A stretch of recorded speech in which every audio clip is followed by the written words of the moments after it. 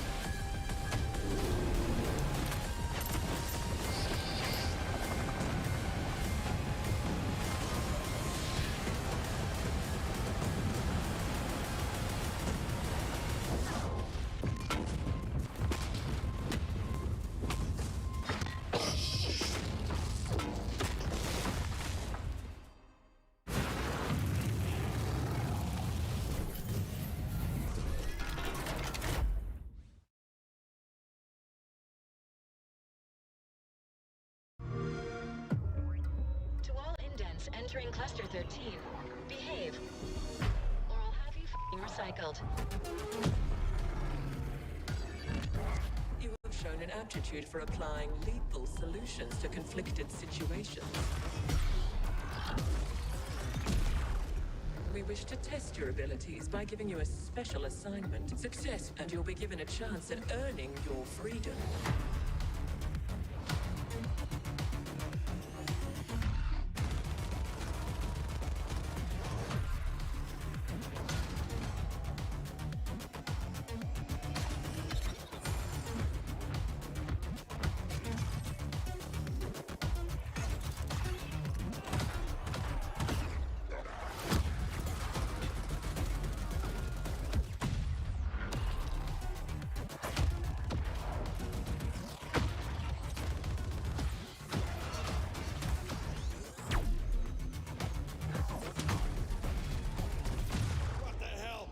Trying to kill me?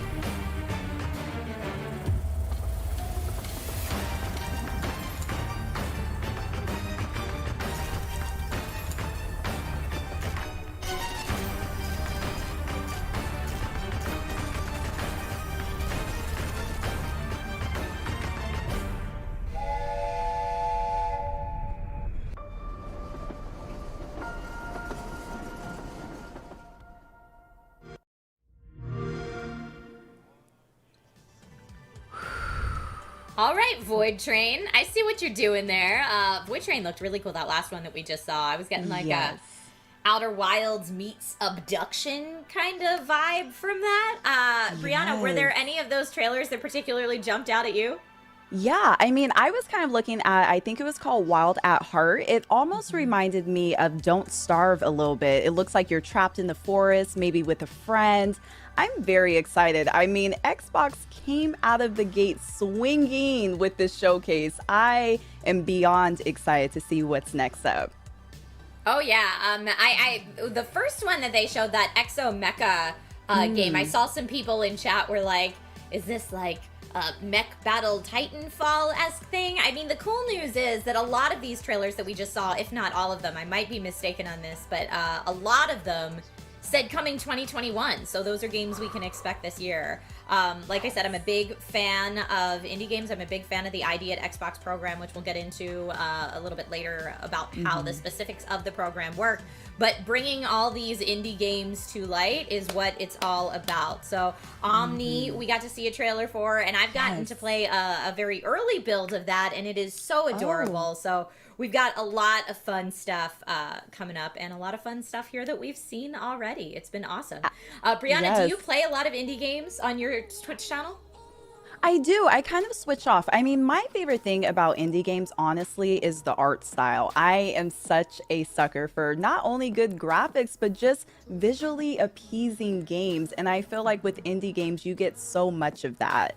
And also, by the way, I do want to remind the Twitch chat at home, please sound off. What game did you see from that last trailer are you excited about? I would love to hear it, and you never know, your comment could end up right here on the big screen.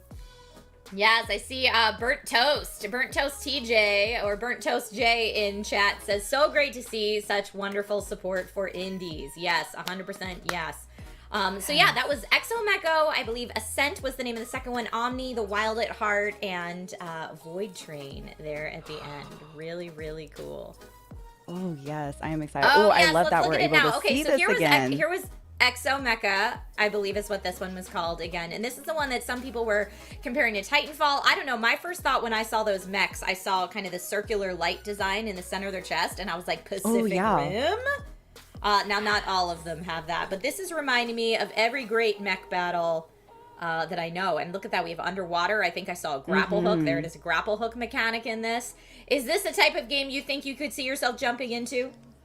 See, I'm a little funny when I play games. I'm not a huge fan of first-person shooter type games. However, the graphics are very, very nice. I mean, and it looks like it's action-packed. There's so much going on. Like you said, you're able to go underwater. It looks like you were shooting at a helicopter in the last clip that we saw. This looks pretty good. I might have to give it a try. I love the folks in chat right now that are so hyped for the Among Us segments coming up that they're just saying this game looks super sus. This trailer looks so sus. I get it. But yeah, that was just one of the, so that was 1, 2, 3, 4, 5 trailers already shown. And like we said, we've got a packed show for you today. So lots and lots of trailers coming up. But I thought Exo-Mecha looked super, super cool. That Cyberpunk one, I think it was called Ascent. I think the Twitter handle was at Ascent, that's the right. game. That Cyberpunk one felt very like Shadowrun-esque to me in a good way. And I mean, I don't know about you, but I played through Cyberpunk 2077 and it didn't quite scratch the Cyberpunk itch in the way that I was hoping for. So maybe this game totally could. Maybe okay. We'll see. Fair enough. Omni just looks stunningly beautiful. Is Omni more the type of game you would traditionally stream? Yeah, I would kind of look more towards Omni. Like I was saying before, Wild of Heart is definitely something that captivated me and caught my eye as soon as I saw it. So I am very excited. And I like that you said that about that cyberpunk feel because, you know, some people are kind of looking for something in that genre if cyberpunk didn't exactly do it for them. So I'm excited about these. Yeah, I see Mundane in chat says, Mundane Salad says Shadowrun is greater than Cyberpunk. You know what? You said it, not me. But I don't entirely disagree with you. Very spicy, very spicy. take on there today. So, folks, like I said, that was just a snippet of some of the fun that we have for you today, but let's bring in our first guest. So our first guest on today's show is the Senior Director of the ID at Xbox program, which has been helping independent developers self-publish their games on Microsoft's Xbox consoles for the last 7 years. And if you're wondering what types of games ID at Xbox are working on right now that will be coming soon to a console near you, well, here's a sneak peek.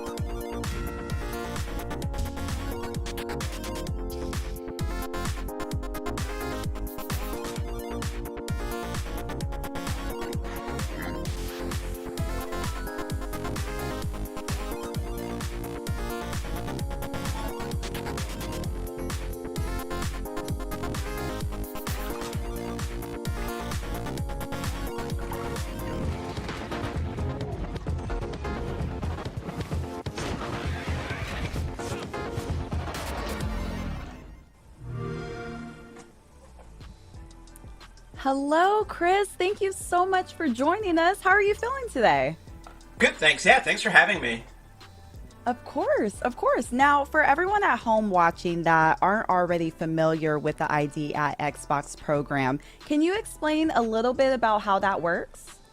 Yeah, sure. So basically, we're a program at Microsoft that enables independent developers to self-publish their games. So they come to xbox.com/ID, they sign up, they tell us what kind of game they're making, and we send them dev kits. They start development, they make the game, and then they're the publisher. We try and help amplify the promotion with things like what's happening today, and then the games come out, people play them, everybody's happy. It's awesome.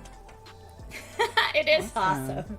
I personally love indie games, and I think we've seen indie games have this not even resurgence, but kind of like just being brought more into the public eye in the last decade or so. And it makes it a little bit hard for some people to kind of qualify what is indeed an indie game. So I want to ask you, Chris, what are indie games all about in your mind?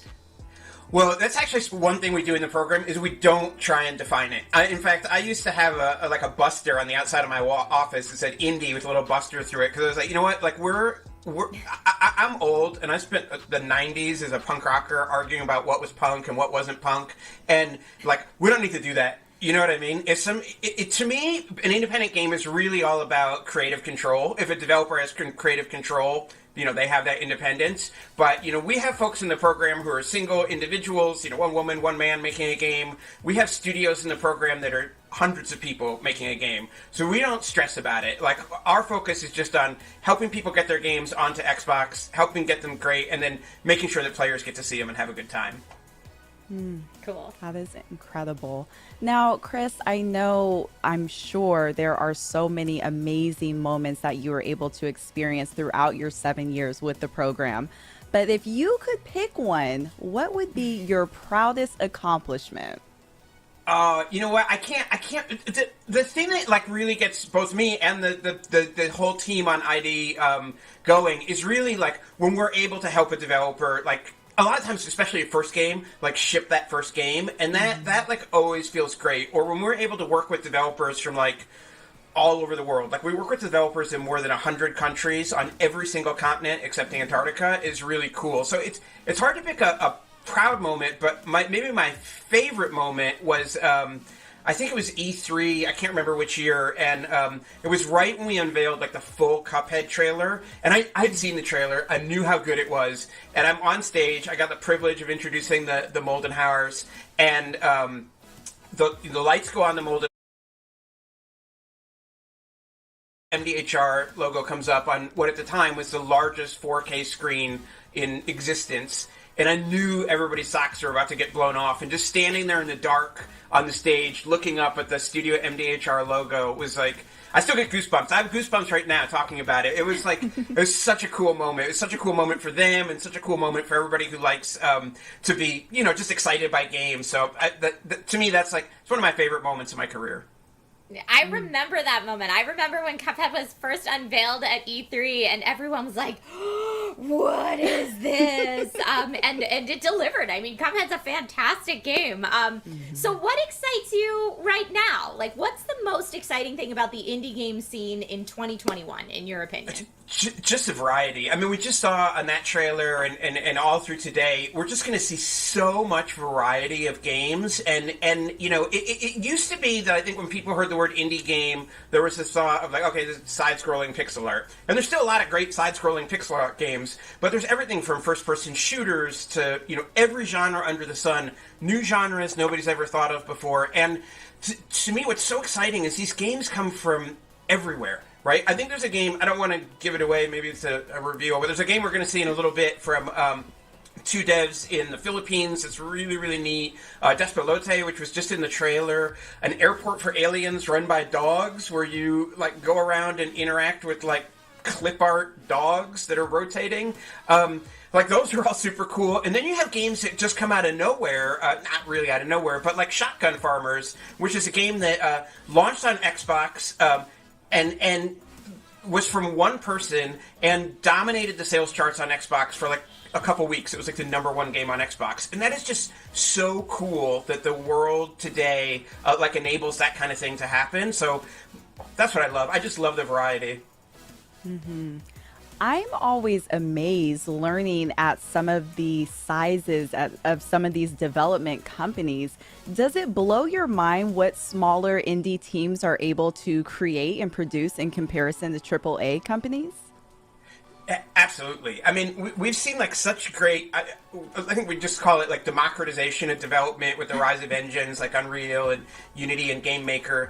It really has now enabled the focus, you know, games is still incredibly amount of hard work to make, but the focus is on like how good my idea is, how good my story is. Like game developers are no longer gated by the technology as much as they were 10 and 15 years ago. So that's awesome to see. And it's also been awesome to see how things like Game Pass have enabled so many players to experience so many games. It's just really, really cool. Yeah, it is super cool, and I for one love being able to jump on Game Pass and try something completely new because it's worked into that program. And we will definitely see games today in the ID at Xbox program that are available on Game Pass, but not all of them that we'll show today are, I don't think. Isn't that correct, Chris? It's some of That's them. right. Yeah, it's a variety. Games like I'm trying to think, like, off the top of my head, Genesis Noir shipped recently. That was a Game Pass game, but Shotgun Farmer is not a Game Pass game. And there's a huge amount of variety that's in Game Pass, which is fantastic, and there's a huge amount of variety of games that are, not in Game Pass. So it's just great. Like, there's just a tons to play, and that makes us feel really good. Absolutely. Where do you think that indie games are headed next? So, say in the next decade or two. That is a great question, and the answer I'm going to give is that I have no idea, but I mean that in the best possible way. If you had asked me when we started ID if somebody was going to come up with a game where you shoot shotguns and when you miss the shot, a new shotgun grows out of the ground, I never would have guessed that. If you had asked me, is somebody going to make like a game that's hand animated 1930s animation, I never would have guessed that. And so what I love about indie games is they're always surprising us. They're always giving us something new. And so when I say I have no idea what we're going to see in 10 years, like, that's what excites me. Like, if I knew what was going to happen, I might not be as excited. So yeah, I think in the best possible way, I have no idea. That's really interesting you say that. I am kind of curious with these next generation consoles that have just released very recently. How has that transition been? Has it been kind of difficult or... No, not really. We've been seeding Xbox Series X and Xbox Series S's to our developers for a while, and we've been really excited to see how many independent developers are supporting features like Smart Delivery, where you might have an Xbox One today and you buy the game, and then when you get your Xbox Series S or your Xbox Series X, you just download the updated version of it at no additional cost. And independent developers are always surprising us. And so next-gen features, whether it's ray tracing or smart delivery, folks are taking advantage of them in really interesting ways. And so it's been exciting. It's been exciting to see the games, but one thing that we're proud of is that the transition itself for developers has been boring. And I mean that, again, in the best possible way. That, they get this new system and they can start taking advantage of the power of it, but they don't have to get a PhD to figure out how to use it. And so, that is kind of always our goal, to make it as easy as possible to ship so that the focus for developers can be on their game, on taking advantage of the hardware, not like fighting against the hardware and just being excited they got something to run. Yeah, in that context in particular, boring is fantastic for the indie Exactly. devs, I'm sure. Right. So speaking of indie devs, what advice would you give to any dev teams out there who might be watching who would want to apply to ID at Xbox? Yeah, just reach out. It's xbox.com/ID.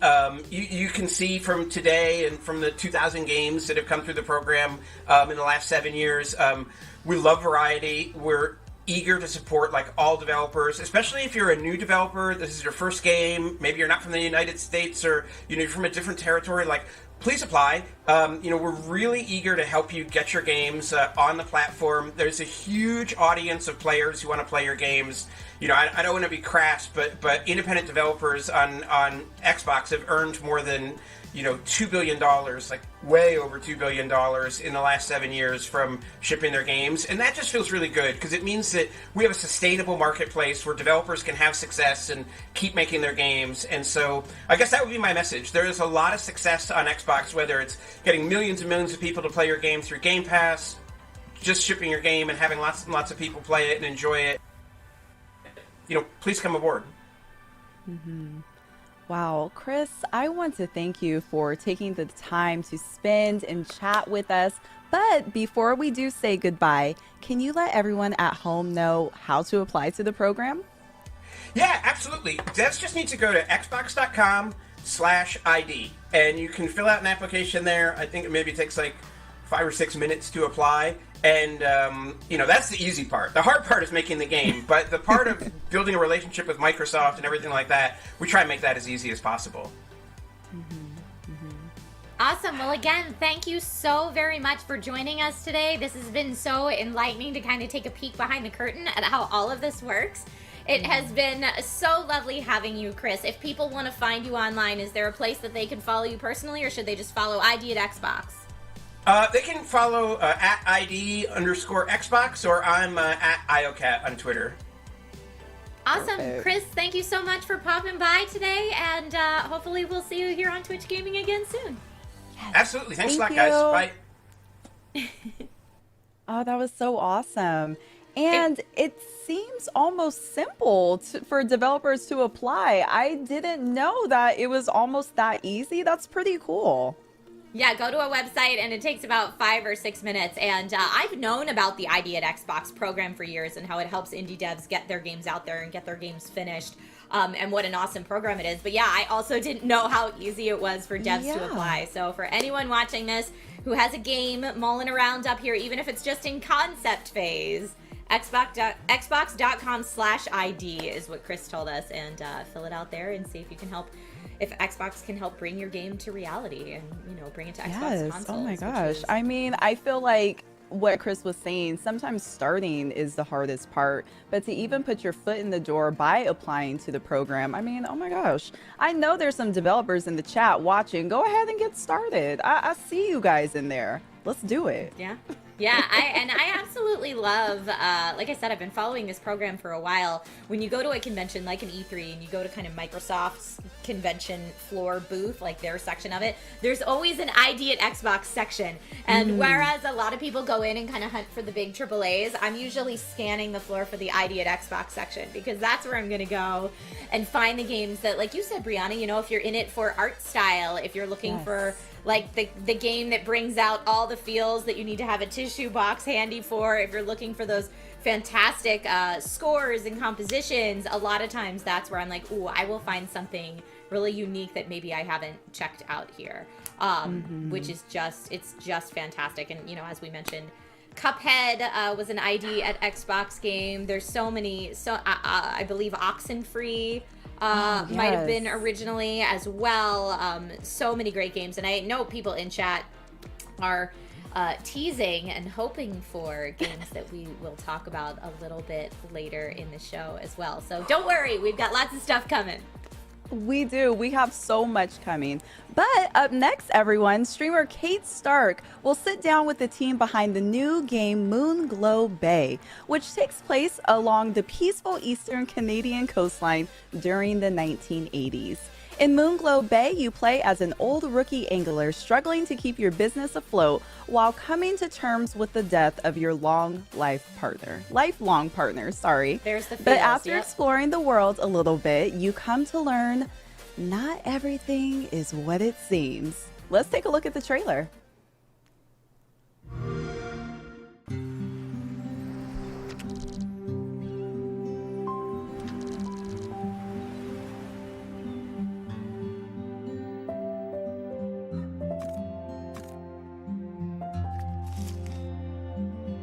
Well, Guppy, you did it. Your first catch. 40 years, and you still surprise me. I know this place seems strange. A fishing town afraid to fish. But that's why our new venture might just stay afloat. Because all those stories about the mystical monsters of Moonglow are exactly that. Stories. This bay is full of amazing new creatures waiting to be discovered. So we'll find them and share them with the world. Together.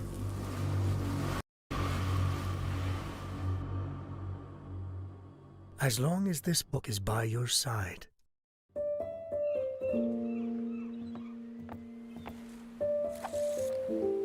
So am I.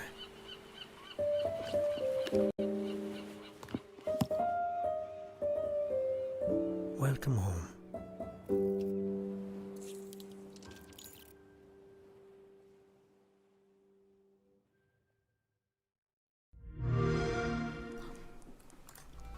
Hi, everyone. Thank you so much for joining us, Zach and Lou.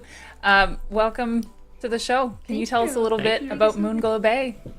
Of course, Yeah. you go ahead, Zach. Sure.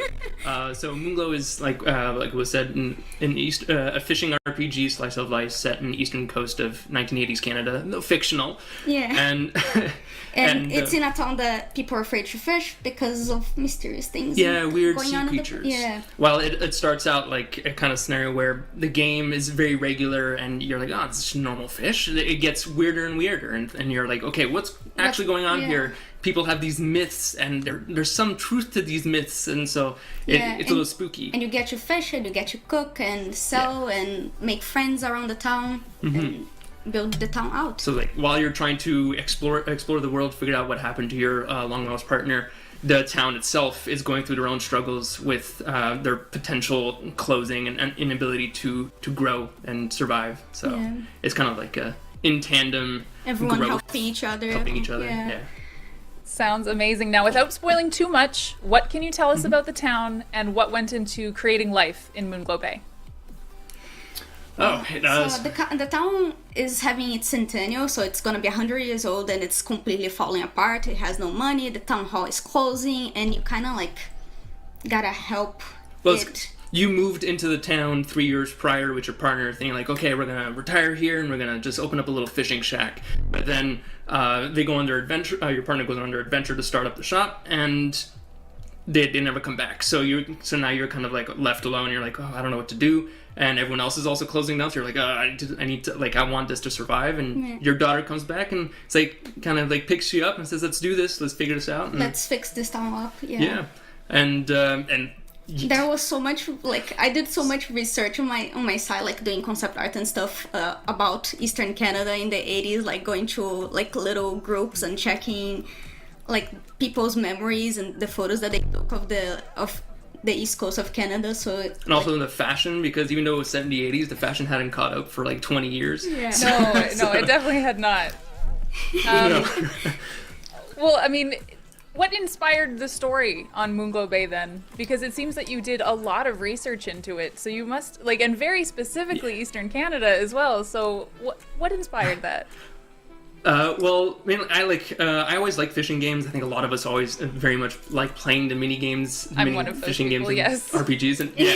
So it's just like it's one of those things. I was like, well, what if like this has to be feasible as a whole scope game? And I found with loads of other mini games that you can yeah, also it's play. like Legend of the River King. Like was almost like 10 years ago, almost 13 years ago since it came out, and I was like, nah, this has to like we need to kind of like see what's feasible here. So And like the story is like Zach and I met living in Quebec. yeah. And like my family has history with fishing. Zach has. As a kid, I helped run a little fishing shop selling fish by the lakeside, and it was kind of like, you know, there's this connection. We're like, this is actually really chill. We wanted to make a game that was very relaxing, and this is the perfect kind of thing because fishing is pretty chill.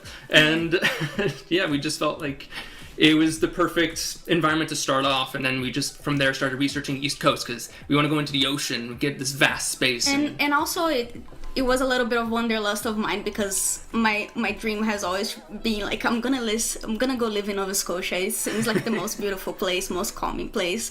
So it kind of has that part as well. Yeah, like that. That starry-eyed feel of like, oh, new town, beautiful, and so that's why like one of the things in the game is to kind of build this town up and make it prettier over time. So there is also a little bit of mystery around the story and around the town. Are you able to tell us a little bit about that? Sure, yeah, like a little hint, which is basically like there's a lore that exists in the world itself. It's not like the fish aren't typical. They start off typical, but as you get deeper, you get into different biomes. So like regular water, what you're seeing right now, but then it spreads into like these sulfur zones, these like heavy glacier zones, and you're like, how does this doesn't exist in oceans? How does this happen? And so it's kind of like the mystery of that's also like part of the thing that is making people so afraid. Like people go fishing and they don't come back. And they just it's completely so bewildering. Everything is kind of fueled by myths in the town because nobody has the courage to actually go fish and find out if the myths are true or not. So you kind of like everyone just gossips to each other. Yeah, so you can go talk around. You're going to fill up a journal to see what these myths that people have accumulated are, and then you can go and like see what truth there is to this, and something like there's always gonna be like, okay, go to this location, you're gonna find this weird fish that's gonna like nibble at your ankles. You're like, wait, what? And so it's like stuff like that for the player to find out. So more specifically on that, how do the game mechanics work? What can players expect when playing Moonglow Bay for the first time? Yeah, so it's a core loop of going out fishing and then coming back and cooking whatever you've caught in your home, and then you sell it at your vending machine. Yeah, it's a less intense mechanic, the selling itself. Yeah. The cooking is like a bunch of fun mini games. Like Cooking Mama style kind of stuff. Yeah, and the fishing is like you have several different kinds of fishing. You can rod fishing is the one that goes the most complex. It has like different levels of difficulty based on the fish and equipment. And then there is trap fishing, there is ice fishing, net fishing, and line fishing, which is like a little bit more musical. So like you choose the style that you wanna fish with and tricks to capture this 100+ yeah, and there's like creatures. certain fish that can only be caught with certain tools, so you're gonna have to kind of go around and figure out what these combinations are. And also in your boat, you can expand with the money you've accumulated. You can expand the size of your boat, the tooling within it, to get a little bed and a kitchen in the boat itself. So you can go fishing for days. Yeah. So you can go fishing out at sea for days rather than always having to come back to town. Yeah. I love the sound of that. Now, I know a question that a lot of our audience is going to be wondering and asking, and I am myself, can you pet the dog? Because I noticed there's a dog. Yes. Can you pet the dog? You can pet the dog is gonna follow you. He follows you around. It's your little companion. His name is Waffles. Yeah. He's adorable. Waffles! Yes. Oh, I'm in love with this game already. This is my new comfort game for sure. Lou, you were mentioning the art style. What inspired and influenced the art style for this game?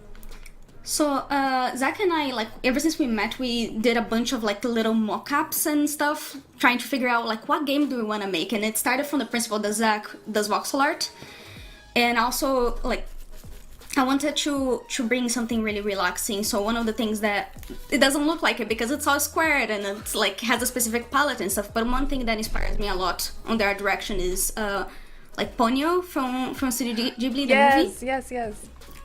Yeah, so it's kind of like as well as Animal Crossing, like in the old Harvest Moons from the GBA. So all those things that are very relaxing games that kind of slice of life, and all the colors are much softer. Yeah, it's all intentionally like catered so Yeah. you don't feel intimidated by anything, even if like our myths are a little bit spooky kind of thing. So yeah, we kind of wanted the player to just like get home from work, in this case like finish work, and then like maybe open the game and just relax and distress from life. I'm seeing a lot of people in chat mention that exact thing, so I think you're on the right track. What sort of playtime can people expect? Is it single player? Is it multiplayer? What do we think? It's single player and couch co-op. Couch co-op. It can be drop in, drop out. Like it's more of a style of like assist. So if you're having difficulty catching a fish, your friend can just like, or your daughter or anyone can just grab the controller and say, I'm gonna help you catch this fish. And you can grab onto your player one and pull with them to pull the fish in. So you go alongside the story and stuff, and the playtime. The playtime, we're estimating roughly around 10 to 12 hours. Yeah. Depends if you want to be a completionist and try to get all the 100+ fish in the game. And all the side quests and stuff, or if you just want to follow the... Or if you just want to gun through the story. Yeah. So just depending on how players want to play. I love that. Yeah, so the range can be pretty big. Yeah, absolutely. Now, what are you most excited, as the developers, what are you most excited for players to experience when playing this for the first time?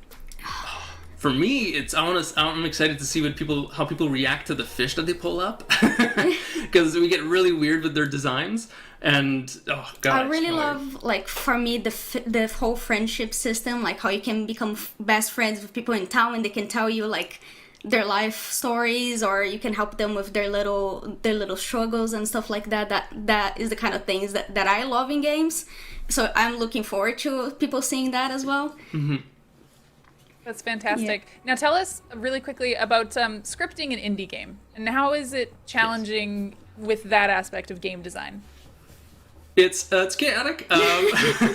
It's one of those things that initially you're gonna have a set idea where you're like, okay, you have this goal, and it's gonna be so big. Oh yeah, you're gonna have a set idea that's massive. The scope is always gonna be huge, and then you kind of, as you're building out, you kind of build the first section, and then you're like, okay, how long is this gonna be? And then you play through, and you're like, all right, yeah, that. And can we keep pulling out this amount of like story and work and Yeah, so being it's- through the entire game. Like, we've been making this game for over 3 years, yeah. and a lot of iteration has gone through, and we're just like, okay, yeah, we have to keep cutting. Cause And there's, it's like, interesting too because much. we also we're still developing the game, and like as we develop it, we play it, and we, like the storyline actually doesn't fit very well, so maybe we're gonna have to change it. And it goes a lot of But- work kind of goes down. But the big thing is that we've always kept like the main beats of the game, and so long as you can tie between all of those beats, then the length between it is not what matters so much in terms of like how long that is. If you can tie them cleanly, then I think the players will always be happy with it because they're going to feel satisfied in the storytelling. Yeah. Right, and you were mentioning through the storytelling and a little bit earlier that there is a good amount of lore in the game, and I'm understanding that the lore is definitely playing a bigger role than I may have thought. Can you tell us a little bit about the lore? The lore is, I think, It's hard without spoiling much. without spoiling too much, but like one of it is like the reason why some of the people in town are afraid is because the fishermen who die at sea their spirits are taken within the waters, within the ocean, and that's what manifests like these weird fish and stuff. It's taken like from people's thoughts, and so yeah, it's like their weird thoughts and their weird imagination kind of brings up things in the sea. Yeah. So, and that's just a tinge. I want to see more, like but the I also don't want to. Yeah. No, not spoiling is very, very good. We'll steer off of that just to get away from spoilers for a little bit, but how did your team approach replayability? Yeah, so that was a little hard on the story. like, The story part. It's mostly like we're trying to make different challenges in the fishing itself, even though it's like it's a relaxing game, but we still wanted to give different levels to all the types of fishing. Yeah, and it's one of the big things is that adding value to that replayability, and all the way we've done it is tying to that story. Plus because the lore is so interesting to player base. Every bit of thing that work you're doing, every added work you're doing goes towards that story, and you've got a lot of collecting. So if you want to, that's one of the reasons why we added so many fish, is because we want to like people to always have a surprise when they're playing the game. Like there's always something new, and like different zones have different new stuff for you to. So you don't have to 100% all the fish in the game to complete the game, but you can keep going after that and learning more of the stories. As someone who likes to replay comfort games like this, and I think I would classify this as a bit of a comfort game, I'm very, very happy to know that there is that option. Before we say goodbye, because this has been lovely speaking to both of you, how can people follow you for updates on Moonglow Bay? So we have the Moonglow Bay Twitter account, an Instagram account, a Facebook page. It's all at Moonglow Bay. And we also, the studio itself is at Bunny Hug Games. On Twitter. And also there is our publisher that is also going to be giving a bunch of updates, which is at CodeSync. Like coat and a sink. Yeah. Okay, that's wonderful. So that's where Thank we can you. find. Thank you so Thank much. you very much. I know I'm Lovely. excited to be taking these updates, and I'm going to be wish listing that as soon as I get off of here. Thank you so much for your time, and let's send it back to Story Mode Bay and Trisha Hirschberger. Yeah. See ya. See ya. Bye.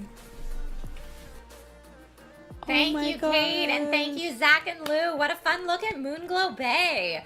I mean, as soon as we got that little nugget of lore where people who die in the ocean, people who die at sea, their spirits and thoughts or whatnot kind of come to be in the fish, I was like, oh man, this Sold. went from peaceful fishing sim where I want to like romance different people in town to something entirely different. Yeah, no, I completely agree. I love how Kate kind of called it a comfort game, because it almost is a comfort game with, not the death part maybe. I don't know how comforting that is. But it looks so adorable. And again, the art style for me is what really drew me in. It's almost like that pixelated type of look. You don't really see that too commonly in games now. And I love that, they brought that back. And yeah, I'm putting it on my wish list. I need that. Yeah, I saw people in chat saying it's kind of like Minecraft-y looking, but with upgraded graphics. At least that's what people were reminded of. And everyone was getting excited when they saw there was crafting in it too. So we learned different types of fishing, cooking mini games, sell everything in a vending machine, meeting different people in town, and just for Zach and Lou, like, to be indie devs who kind of created this world, I'm sure it's just so exciting to invite people into the world and see what they do. Just like, hands off, we made the playground. Now the ball is in your Go court, forth. which is really cool. Right. Yeah, right, I'm excited. I'm excited for them.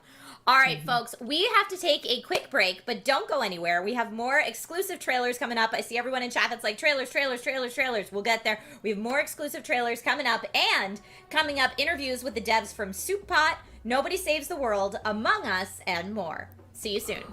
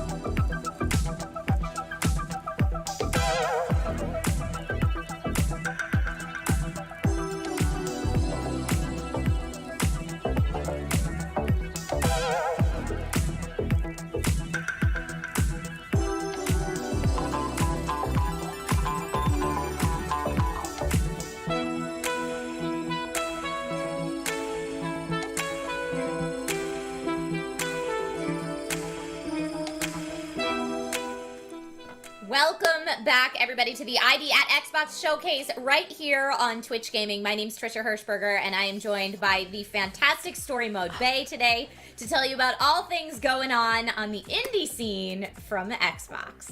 Yes. Oh my gosh. Like we were saying earlier on in the show, we have such an incredible lineup for all of you. Coming up soon, Blind Gamer Steve will sit down with the team behind Soup Pot, and later on, we'll be talking to Victoria from Among Us. I know everyone in the chat is waiting for that interview about the new map that will be dropping in the game on March 31st. But first, we have more exciting game trailer reveals for you. From drifting across gorgeous rally racing landscapes to surviving the cold and desolate wilderness, our next announcements are coming to the Xbox platform soon. Let's take a look.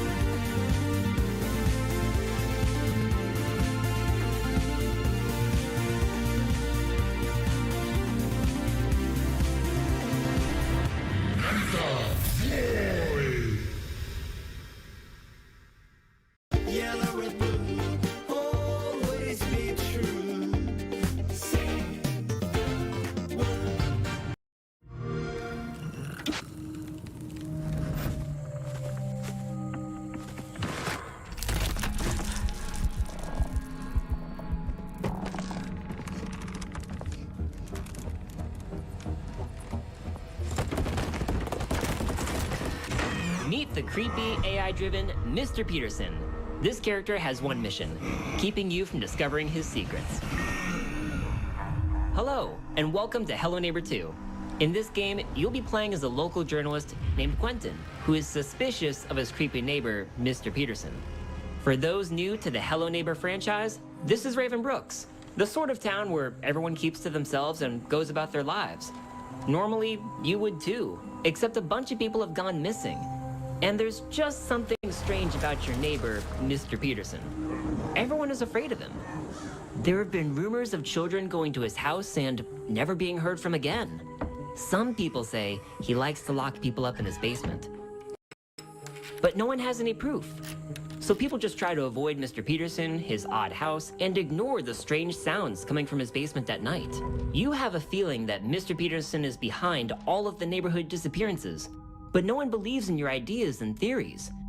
And while you normally wouldn't break into someone's house, you're the only one who believes something is wrong and has the guts to uncover the truth. When you break into Mr. Peterson's house, you'll be going against an AI that is constantly evolving. Our goal for Hello Neighbor 2 is to provide unique player experiences. This is an experience that is driven by the community.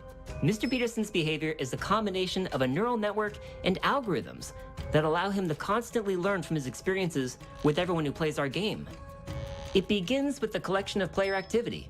Mr. Peterson takes note of player behavior, whether or not most players are likely to hide in a closet, use a certain escape route, or certain objects. As time progresses and he learns, Mr. Peterson's behavior may change and surprise you. How Mr. Peterson plays in one encounter with you might be different from the next, all due to his encounters with the game's community as a whole. In this way, the community's experience with Mr. Peterson changes over time, allowing for an AI that is developed through community actions, replayability, and great stories of neighborhood shenanigans. But these new experiences go beyond Mr. Peterson. In Hello Neighbor 2, players can interact with all characters in Raven Brooks, and these characters share the same AI core, but behave differently and have their own stories for you to discover. So while you might think you're just playing the game, you're really contributing to the development and improvement of Mr. Peterson's AI. We hope this presentation of our AI and development gives you an idea of what to expect in Hello Neighbor 2. If you'd like to try an early access version of Hello Neighbor 2, you can check out some of our alphas on the Microsoft Store. Thank you for watching, and we'll see you in the neighborhood.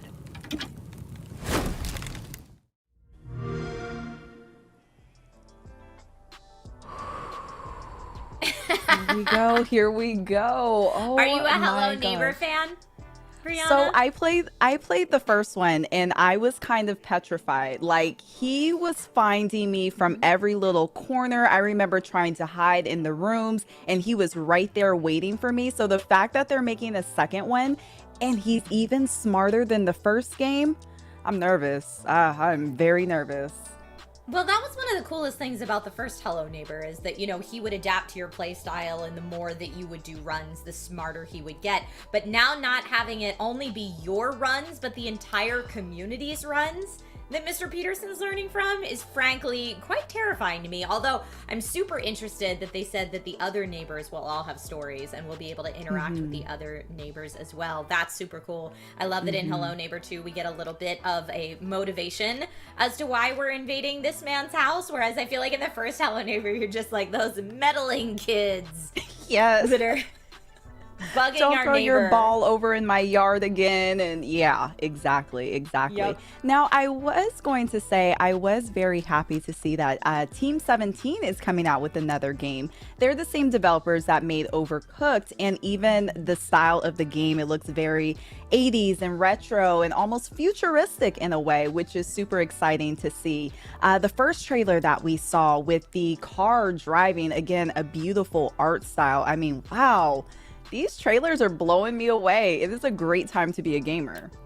Yeah, that first trailer we saw was for a game called Art of Rally, which got high praise from the folks at Top Gear, and being a little bit of a car enthusiast, if you will, an auto enthusiast. I was like, man, okay, loving it. That's some high praise again for Art of Rally. Craftopia looked cool, and I saw a lot of Rust fans in chat when we were Yes. showing Rust Console Edition. So for our console gamer friends, you will be able to get into the world of Rust if that's your jam. I've dabbled a little bit in Rust myself, although I dabbled on a friendly server, so I know it could be a lot more intense if I was in a more survival-based server where everybody's out to get everybody else. But yeah, Yes. console friends, welcome. Here we Welcome go. to Rust. But all right, so that was just some more trailers for everybody to check out. I know chat is all about those trailers. Up next on the show, we have streamer Blind Gamer Steve. We'll chat with the dev team behind the new cooking-inspired game, Soup Pot. In Soup Pot, you'll be able to make food with a wide range of locally sourced or supermarket ingredients in traditional kitchens. Discover and learn more than 100 recipes while streaming your cooking on Cookbook, the in-game social media map. Okay, so we've got like a cooking game and a streaming game. Let's just take a look at the trailer. Let's do it.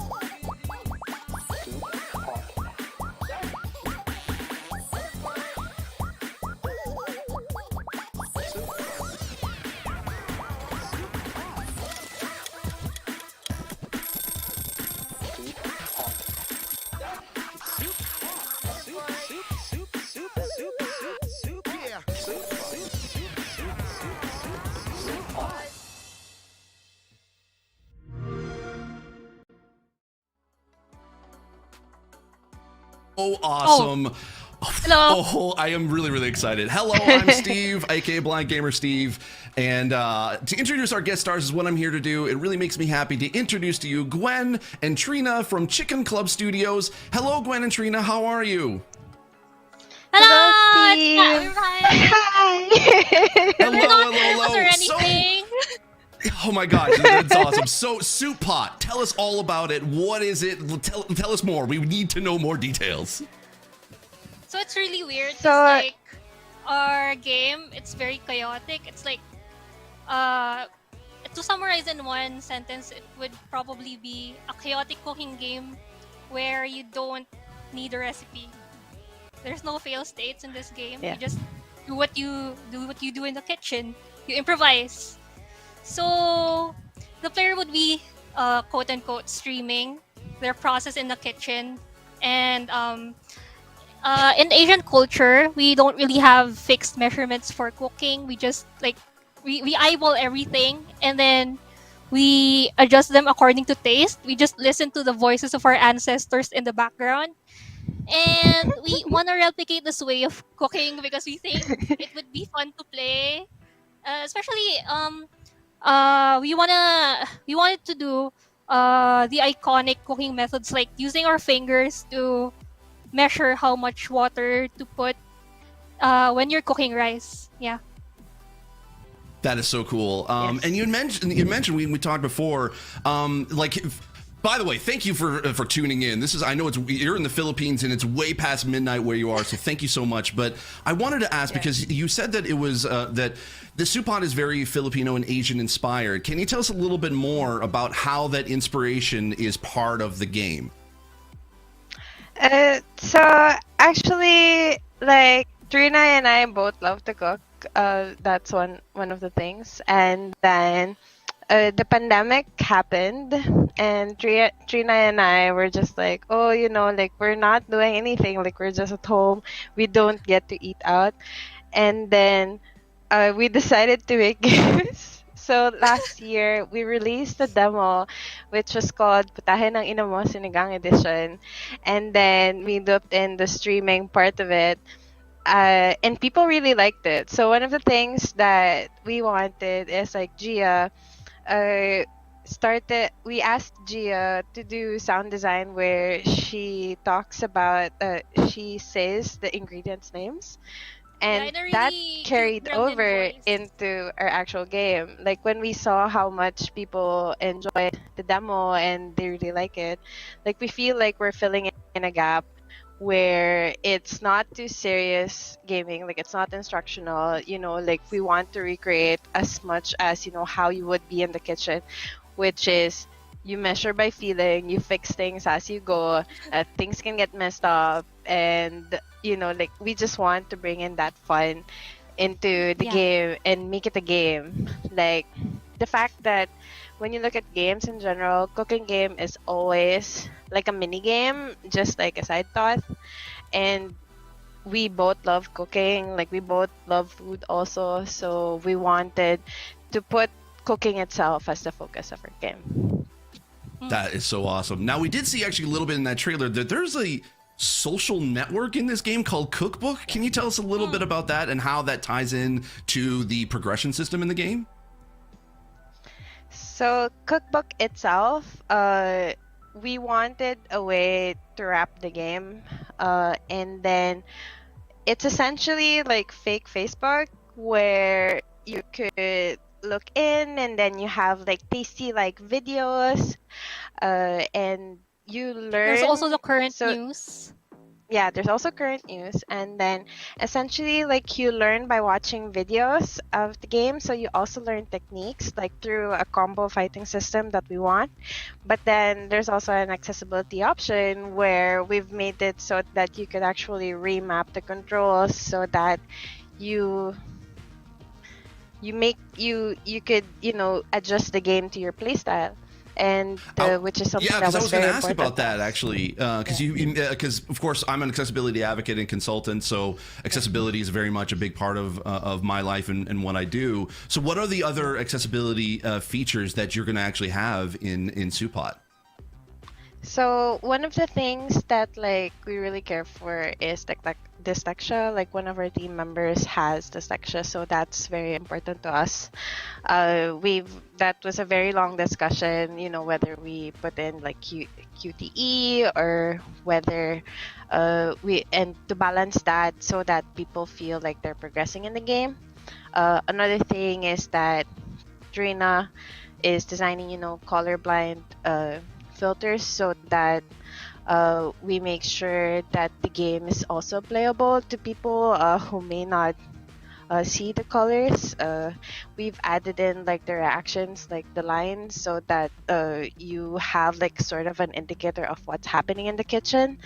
And then it was semi-incidental that our sound designer Oda and Gia, like they just really made the game so well, like the sound design is so well that all the audio feedback really helps you play the game. Like you could play it also like by listening, and the fact that the ingredients shout their names. Yeah, the ingredients shout their names. That is so cool. I can't wait to be able to try that out. Now, Trina, I wanted to ask you because apparently I understand you're the queen of meme over there at Chicken Club. So I heard that you'd said that there's some really creative and meme-driven achievements in this game. Can you tell us a little bit about what we're going to look forward to? And you mentioned to me earlier there's a 5-second rule achievement. Can you tell us a little bit about that? So our achievements aren't skill-based. They're basically based on how much fun you have in the kitchen. So we have this thing where if you drop an ingredient on the floor and you decide to pick it back up and put it on the pot, the game will record that and mark that as an achievement for the 5-second rule because you're still using the ingredient that fell on the floor. And there's also this oh no, I'm spoiling a lot of things, but anyway, there's also this feature where you have a fake neighbor in the background singing karaoke, and if you get too annoyed, you can just throw food at them, so they stop singing. Oh my gosh! Something like that. Yeah. That is so amazing. I love that. So by the way, you should probably mention that you got to make sure that you have to turn the stove off, correct? You don't want to that's going to be an issue. You need to turn your stove off if you're not using it, because it's gonna Eguen is gonna implement a feature where if you don't turn off the stove, your whole kitchen's gonna burn. Yeah. That's awesome. Now, you had also actually mentioned before that essentially there's going to be the ability to have like kind of different types of food from like locally grown farmers and holiday food. Can you tell us a little bit about that? So one of the things is that we have a marketplace in Cookbook, the social media. And then what we wanted to do is essentially if you wanted to make like gourmet food, and which like almost all restaurants, what they do is that they source locally, and this is something that's very subtle. It's not really gonna affect like your experience of the game, but we wanted to ensure that the design of it also reflects that, you know, small like local farmers and homegrown organic ingredients are just better and like more fresh compared to like supermarket ones, just because of, you know, like fast food and like waste and all of those things. So you don't necessarily feel that in the game because you could buy whatever you want, and you know, the no fail state and the you know, quirky insults that both Trina and I grew up with, like that is how the game is. So I feel like it doesn't push the things that we want, but we've designed the game in a way that it reflects that. I love that. Now, is this going to be a like a solo single player experience, or is there going to be multiplayer in this at all? Oh, it's a solo experience. Yeah. Oh, that's awesome. So you can kind of go at your own pace. I love that. So I bet there's a lot of people kind of in the chat that are going to be wondering, like, where, like, when can we be able to get our hands on Supot on Xbox? So currently we are aiming for August 31st, 2021. And yeah, like that month is like pretty important for us. When the game gets launched, you also could actually play in a Japanese and Korean kitchen because of like how close those culture us to what we're exposed to. So there are a couple of recipes, and then you could choose to cook in a Japanese or Korean kitchen also.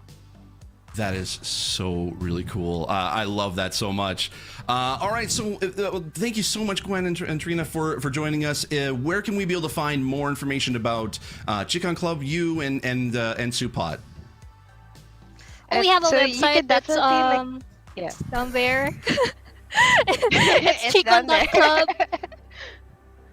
Yeah. All right, that's awesome. And we also have a Twitter. And we also have a Twitter, Discord. Chicken Club. Yeah. Chicken A Club, Discord, okay. yeah. Oh, there's a Discord too. Yeah. Just look them up on Twitter, look them up online. Supot will be coming very soon to Xbox. Thanks once again, and I'm going to send it back to Story Mode Bay and Trisha. Thank you so much. Thank you. Oh my Thank gosh, you, that was Steve. adorable. Thank you, Gwen and Thank you. Trina. Okay, Brianna, are you a good cook in real life?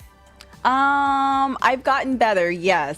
When I first started cooking, no, not really. But it's almost like trial and error. I love what they were saying earlier about how, you know, in their culture, there's no sense of really following recipes. It's just you let the ancestors guide you, and they'll tell you how much you need to add. That's the kind of cook I am.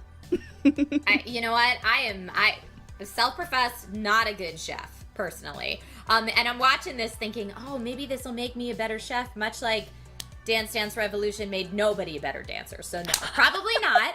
But at least it might make me have some love, you know, for cooking. I like the wacky stuff that they talked about, where like you can throw food at your karaoke neighbor. Yes. That sounds hilarious. Or that when you select food, or I guess pick it up, the food yells out its name Yes. when you pick it. That's what I'm in for. I'm in for the wacky stuff. Or even they were saying the 5-second achievement. If you drop some food, and as long as you pick it up, blow the dust off, and put it back on the stove within 5 minutes, you'll be good. It's fine. I'm excited to play. 5-second rule for real. Yes, for real. Well, everyone at home watching, coming up, we will chat with Victoria from Among Us about the new airship map coming over to the game. And later, streamer Dano Taj will have a conversation with the devs behind Nobody Saves the World. I am very excited. But first, let's take a quick break. Be right back.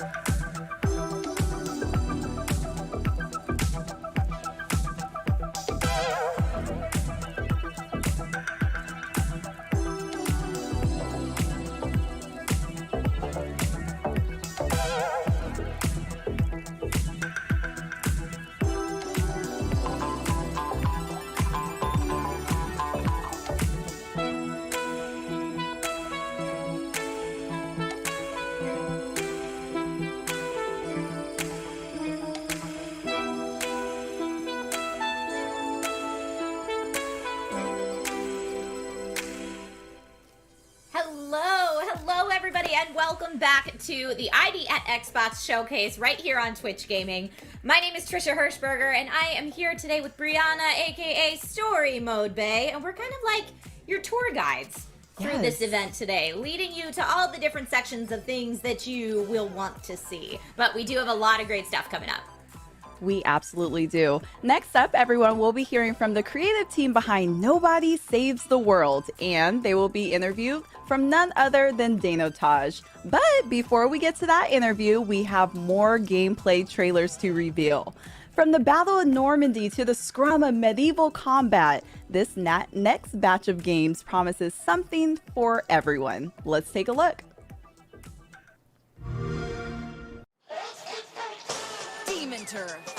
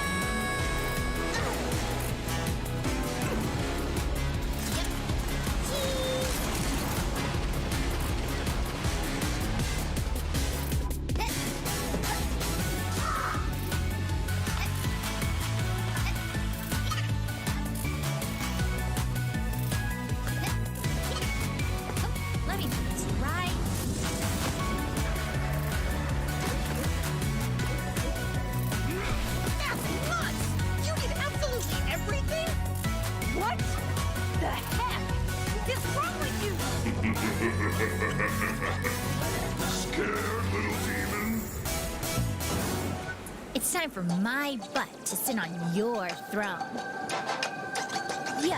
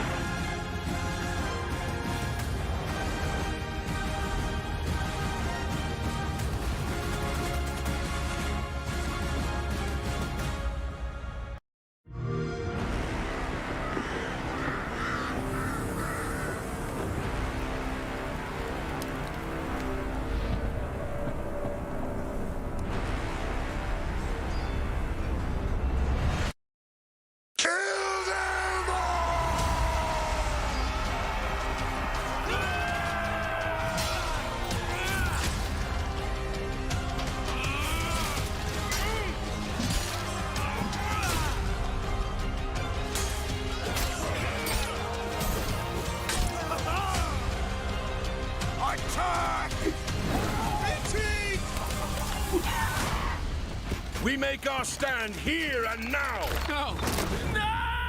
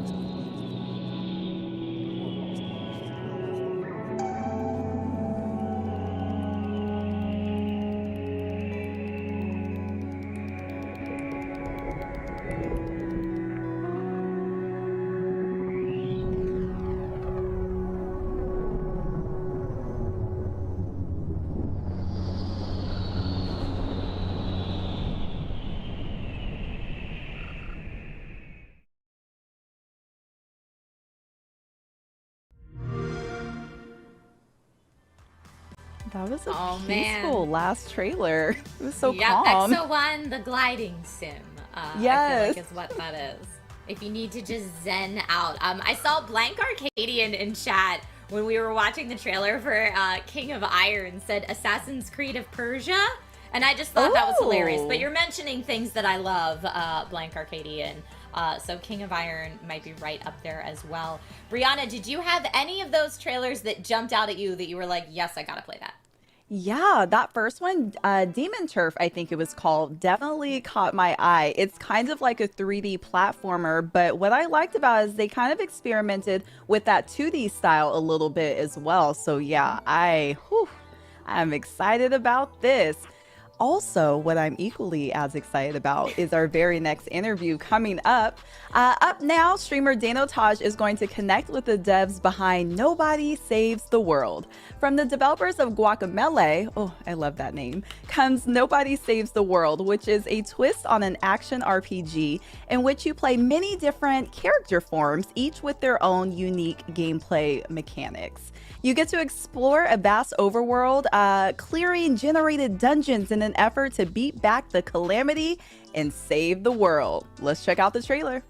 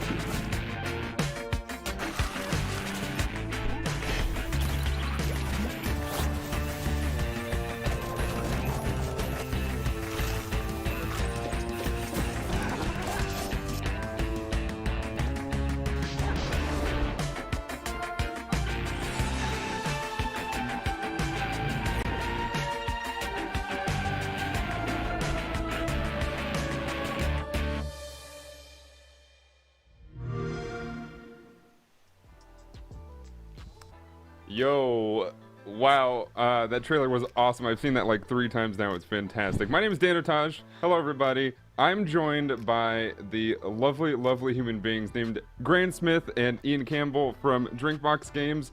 The lovely people that brought you Guacamelee and Guacamelee 2 now bring you Nobody Saves the World. Hi, guys. Hey, how you doing? I'm doing fantastic. That, like, I'm not joking. That trailer gets me amped every single time. I've seen it like 4 times now, and it's fantastic. The music's a bop. The game looks fantastic. Let's talk about it. There's so many things to get into. We don't have a ton of time. Let's dive right into it. What do you guys want to start with? We got all kinds of things. Well, we can explain a little bit about the gameplay, how it works, and what we're going for with the game. Yeah, please. I guess Nobody Saves the World. Well, to start off, that naked gray baby that you saw that picked up the wand at the start of the trailer there, that's Nobody. That's who you start the game as. And so, like, right at the start of the game, you find this magic wand, which allows you to change your form into different types of forms. So the game is basically like a top-down RPG, action RPG, but as you're playing, you're progressing through this form tree, and you're unlocking new forms and playing as different forms and experiencing like completely different types of gameplay with each kind of the forms. So at the very start of the game, the very first form you'll unlock is you gain the ability to turn into a rat, and you actually use that ability to escape imprisonment. You get imprisoned at the start of the game, and then so once you escape from your prison, you notice that the rat has this long list of quests that the rat can do using the rat's abilities. And when you start working on those quests and completing those quests, your rat starts to rank up and gain new abilities, and you also unlock additional forms that you can switch to, which have their own list of quests. So slowly throughout the game, as you're playing, you're unlocking new character classes, which we call forms, and exploring those different gameplay mechanics with the different forms, unlocking new abilities, unlocking more forms. You can see a little bit of the form tree in the video right now. You can see the player just turned into the rat. So in a quick nutshell, that's kind of what the game is about. So the forums, it sounds like it's good for you're showing exploratory stuff and being able to kind of puzzle solve a little bit. I assume there's a lot that goes on with how your gameplay is going to be with combat and such. Yeah, absolutely. Like, every form has their own play styles and their own moves. Like, some are about like applying status effects to enemies and taking advantage of that. Some are like real heavy hitters, but they need like long windups and they need an element of like timing to them. Some can fly, some can swim. There's like lots of combat and traversal mechanics. And as you get further into the game, you can mix and match the abilities between the forms. So, then you have like a rat that can shoot arrows like a ranger, or a horse that's, like biting things and poison like a rat, whatever. So the possibilities are nearly endless, you could say.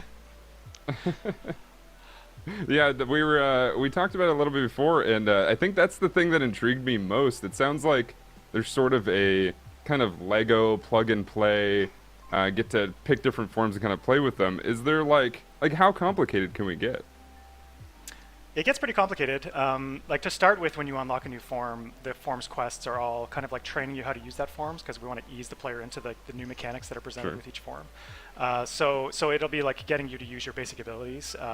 But then once you've kind of started to get the hang of a form, we start giving new quests that you can't do with the base abilities of the form. You actually have to mix and match, pull in abilities from other classes. So, like for example, if you're playing as the rat doesn't have any ranged abilities, but the rat might get a quest to, use ranged abilities to kill enemies. So then you have some flexibility on how you want to do that. That's a pretty easy quest to do, because there's lots of options for something like that. But they do start to get more specific, and some of them are more difficult to figure out. Like, exactly how am I going to do this? And different customizations.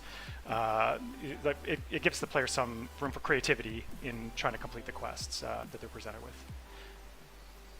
Yeah, that's awesome. I mean, that was probably the thing I was most excited for when sort of hearing about this. Was it looks very much like, well, it looks like my gym, I'm gonna be honest, and it looks like it's a lot of chat's jam as well. So I think we're all pretty excited about that. But that sort of freedom to play within your rules as the developers, but also be able to kind of do things on our own and get pretty creative and play with like the tools that you brought up. I think that's pretty awesome. Not to mention, I mean, just simply like Geopart says, the art style of this game looks amazing, and I couldn't agree more. There's just so much stylistic virtue to it, and it seems like it's you're taking a lot of inspiration from your past works, like Guacamelee. Can we talk about like what are sort of the things that maybe you learned in the past that you brought to something like Nobody Saves the World? Actually, I mean, talking with the artists through the development process, of course, like one of the goals is to try and break a bit free from what we had done previously. I guess in terms of, say, like Severed and Guacamelee have a very like angular vectorized art style, but this is more like hand drawn and like lots of lines and strokes and stuff. And we also wanted it to be kind of charming, but like off-putting. Like I know like maybe like Ren and Stimpy or like Garbage Pail Kids were referenced in the art team, where like it's like appealing but also uncomfortable. Yeah. Sure. Yeah. Yeah, it looks like there's a see little bit of grunge going on, and like you said, that hand-drawn art style is pretty unique because nobody does it the same, right? Not really, at least. That's awesome. Yeah, absolutely. Cool. So I've seen some mentions, and something that I sort of came up just kind of watching it for the first time was a lot of thoughts of like it being a roguelite, but I wanted to drive home that it isn't a roguelite. It's very much an action RPG, but you guys have something very special, which is, I mean, do you guys want to talk about your dungeons a little bit?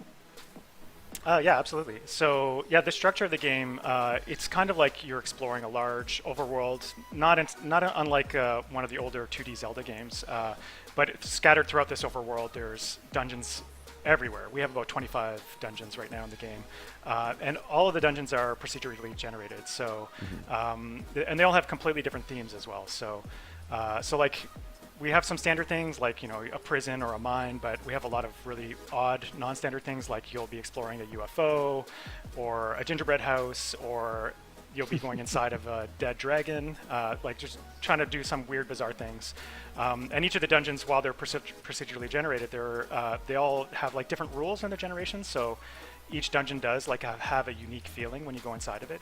But if you do die inside of a dungeon, because the dungeons are going to get increasingly difficult. If you do die, you're kicked back out front, and it gives you a chance to try and create a new build to go back in again and try and be more successful with another attempt.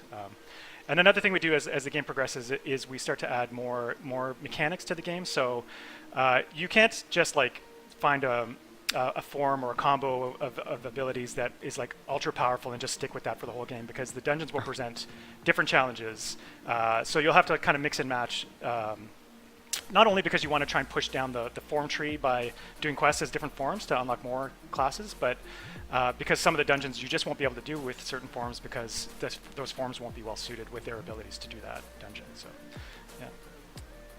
And I was gonna try to find the most broken thing I could possibly find, just play it the whole time. Now I can't. We still do some from time to time. We do like give the player some places where they can just put together their best, most powerful form, just because we want you to be able to feel that experience. But there are some builds that feel pretty broken, so we can't just let you do that all the time. For sure. Yeah. Dang it. I mean, speaking of very powerful things. You showed a couple. It looked like bosses straight up from the trailer, and that's like where my bread and butter comes from. Is what I'm always interested in. It's like, oh, the dungeoning is like super fun and super awesome. Where's the boss? And what sort of things can you tell us about maybe some of these high level enemies? Okay, I share your love of bosses. They're in the game. They're not as much of a focus. They do exist. I think the like enemies and the hazards in the dungeons are almost more like the bosses, if that makes sense. Because yep, yes it does. Okay, because like Ryan was saying, some dungeons like they all have their different themes, and some of them are pushing like really hard in certain directions. Like, I just came in this dungeon and there's like poison everywhere and there's projectiles flying at me everywhere. Like. And you're like, okay, well, what forms and what abilities can I use to like overcome this? And that's kind of the focus of the dungeon. So then like a final encounter within that dungeon could just like lean more heavily on that element. Sure. No, that's cool. I mean, because there are a lot of games that sort of focus on, well, this is cool. You're building up. You're trying not to die essentially, but you just got to get to the boss. This sounds like it's very much going to be a challenge all the way through, and I mean, am I wrong in saying that you're going to basically? I mean, obviously you're going to be having fun the whole time, but are you going to be restarting pretty often if you're not necessarily like just a savant at what these kinds of games bring to you? I don't think so. We're not trying to go for like ultra hard difficulty, and we don't want players to be like dying too frequently. And although there are some places that are pretty difficult, like there are a few key dungeons that you'll have to do throughout the course of the game that are more difficult, and those are the ones that I was mentioning where we kind of like allow the player more flexibility in what their build is going to be going into those dungeons, because we want them to feel like they're creating like really powerful builds. But no, in most of the dungeons you could probably clear them in like a small number of attempts. And like I said, there's a lot of dungeons though, and we really want the player to be like moving through the world and exploring this vast overworld, meeting its inhabitants, and also jumping into all the dungeons that they're finding, and not just be stuck on a dungeon and looping on a dungeon for too long. Yeah. Cool. That's awesome. Yeah, that sounds like you don't want something to be too frustrating. It's pretty cool. I just like the visuals of looking at the tree and how it kind of flows together. It seems really easy to read, which is a relief for a lot of things that have been, just kind of everywhere. It seems like you really paid attention to how everything looks, which is cool. You mentioned also that there's a lot of high-level story. Is there something that we should look forward to sort of getting into as far as like getting fully immersed in? What sort of story are we going to be looking at? There's a lot of variety, I would say. I guess that's like a blanket statement about the whole game, is us trying to be like charming and varied as much as possible. But like, understood. I would personally say to look forward to some of the characters you will meet. Like, my favorite is Marty Joe, the hammer curse, who is just like a person cursed to be a walking, talking hammer. He's got a really good storyline going on. But yeah, there's all kinds of like many strange people in many strange situations that you're going to meet. And actually, it kind of ties into the quests that like have been described a bit already, but the ones we talked about are kind of like combat quests. But Sure. The story allows for a whole lot of other quests. Like one of them is to get sat on, or one of them is to like fall in love, and like so you're just, you know, you'll always be finding these things as you're going through the world. It's an exciting part of the story to me. That's awesome. No, that's cool. It sounds like there's a lot to look forward to. I mean, just characters in general are fun to sort of get attached to. I'm hoping you don't make us sad with any of these characters. I'm not going to ask you to react to that or anything, but I mean, you know, there was a whole thing going on Twitter. It's like, don't cry, it's just a video game, but look at this game. And I feel like these types of games where you introduce really cool characters have a lot of opportunity to make that happen. So I'm both excited and hopefully I do not get too sad with these things, but it looks really, really awesome. Is there anything that we may have missed that you would like to show off today about Nobody Saves the World? I think we covered most of it. Yeah. Awesome. No, that's fantastic. I'm looking forward to it. Before we fully wrap up, where can we find Nobody Saves the World? Where can we see online, and what sort of things should we be following right now? You can definitely follow us on Twitter, DrinkBox Studios. We're also on Facebook, Instagram, and we just today, even maybe just like right now, we're opening up a public Discord for the studio. So you can, if you want to know more about the game, see more cool stuff from the game, please follow us on Discord. I think it's like discord.gg/drinkbox. Yeah, those are the places to follow us. Oh, fantastic! Awesome. Thank you all so much. Thanks to Graham and Ian for joining me. Thank you to everybody for watching this. Please keep this on your list, because I would love to see as many people play this as possible so that I have things to talk about with you all. We're going to throw it right back to Story Mode Bay and Trisha. Thank you both for joining me, and thank you all so much for watching. See you guys. Thanks, Dan. Thanks. Thank you so much to Dan Otage and DrinkBox Studios for that interview. Oh my gosh, Nobody Saves the World. I really like the fact that there's so many generated dungeons, so the gameplay almost doesn't feel repetitive. Trisha, how do you feel about it? I thought it looked awesome. I mean, I was watching chat the whole time during that interview, and I saw Simo Maso in chat says perfect mix of RPG and roguelike, which I thought, yes, that's a good way to describe it. Because I mean, there were a lot of people saying, "Oh, roguelike," and we heard Ian and Graham say, "Well, kind of, but also not really." But yeah, I mean, there's a lot to love here from from kind of the quirky characters and interesting side missions that they talked about. That I do think it's going to have a lot of replayability. I do think this is a world that I know for myself I'm probably going to spend a lot of time in. I think that Nobody Saves the World looks definitely interesting. Do you think it's something you'll probably stream?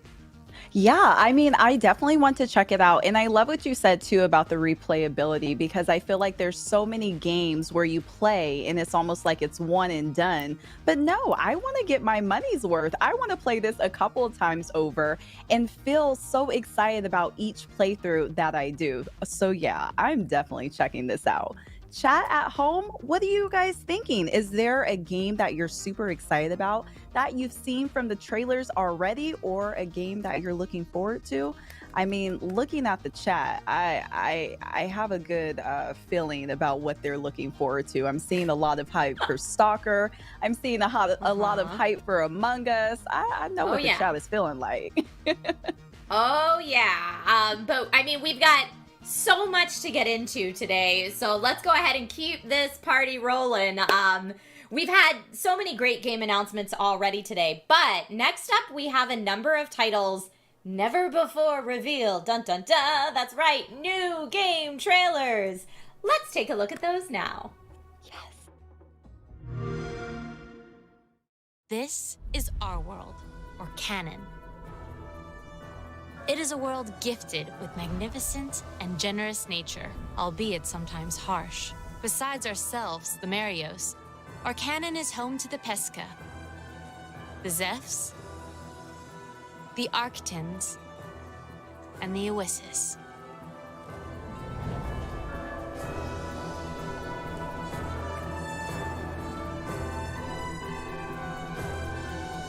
Oh, we must not forget the Migmies. The Migmies bring our people together and carry around crates containing an essential ingredient for our society, This ingredient is called a harmelin. The harmony between our people depends on it. And last but not least, let me tell you about us. We are the demigods. Our mission is to fight and defeat the noises, the mysterious monsters that threaten our beautiful harmony. The demigods will not allow anyone to disrupt Orcanon's harmony.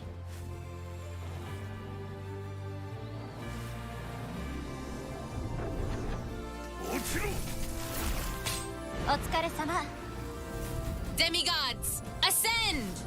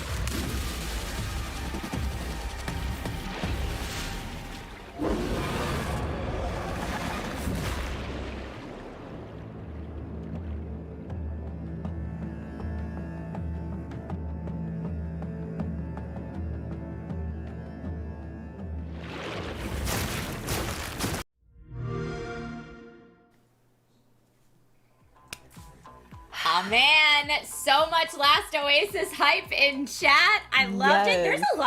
There was a lot to love there. Last Oasis looked great. Lost Eidolons is maybe how you pronounce it. I think so, yes. Yeah, Loot River looked awesome, and I saw chat also very excited for some of those things. Lawn Mowing Simulator made me giggle. If you want a really, really intense, very accurate lawn mowing simulator, then that could be you. But Last Oasis is out right now on Xbox One. Yeah, that is incredible. And again, like you said, there's so many fans at home watching. You guys go play, go download. It looks incredible. Now, I do have a couple of questions about Lawn Mowing Simulator because is there a story mode? Are you just kind of mowing the lawn casually? I'm interested. I have a couple of questions about it. But that last trailer for Loot River, oh yeah, I'm excited for it. It's almost like you're moving in a puzzle type of motion. It's like an adventurous Tetris, if you will. Oh, I want to play it. Oh yeah, and the second that I see Super Hot Presents before any trailer, I'm like, yes, please, let's get that. It looks like it'll be challenging, mixing the puzzle play with the combat, and the art style looks cool. The second I saw the Plague Doctor helmet and like wiping the blood off the front of it, I was like, oh, this is gonna be rad. I'm into it.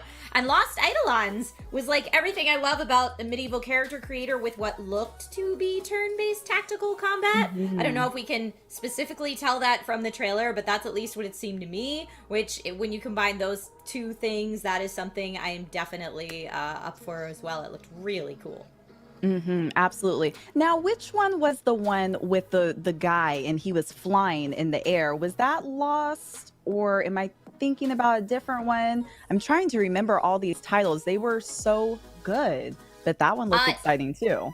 Maybe Last Oasis. Last Oasis was the one with like the cool airships that everybody's pedaling, and it kind of takes place in a desert-esque atmosphere. So it might be that you were thinking of. But yeah, really, really fun trailers. I'm glad to see everyone in chat getting hyped for some games.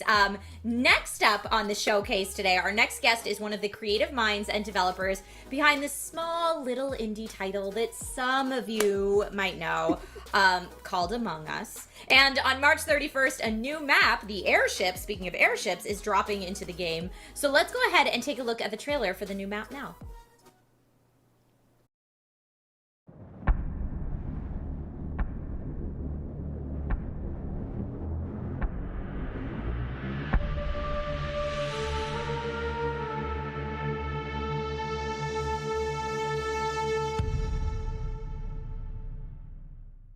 Welcome, recruit.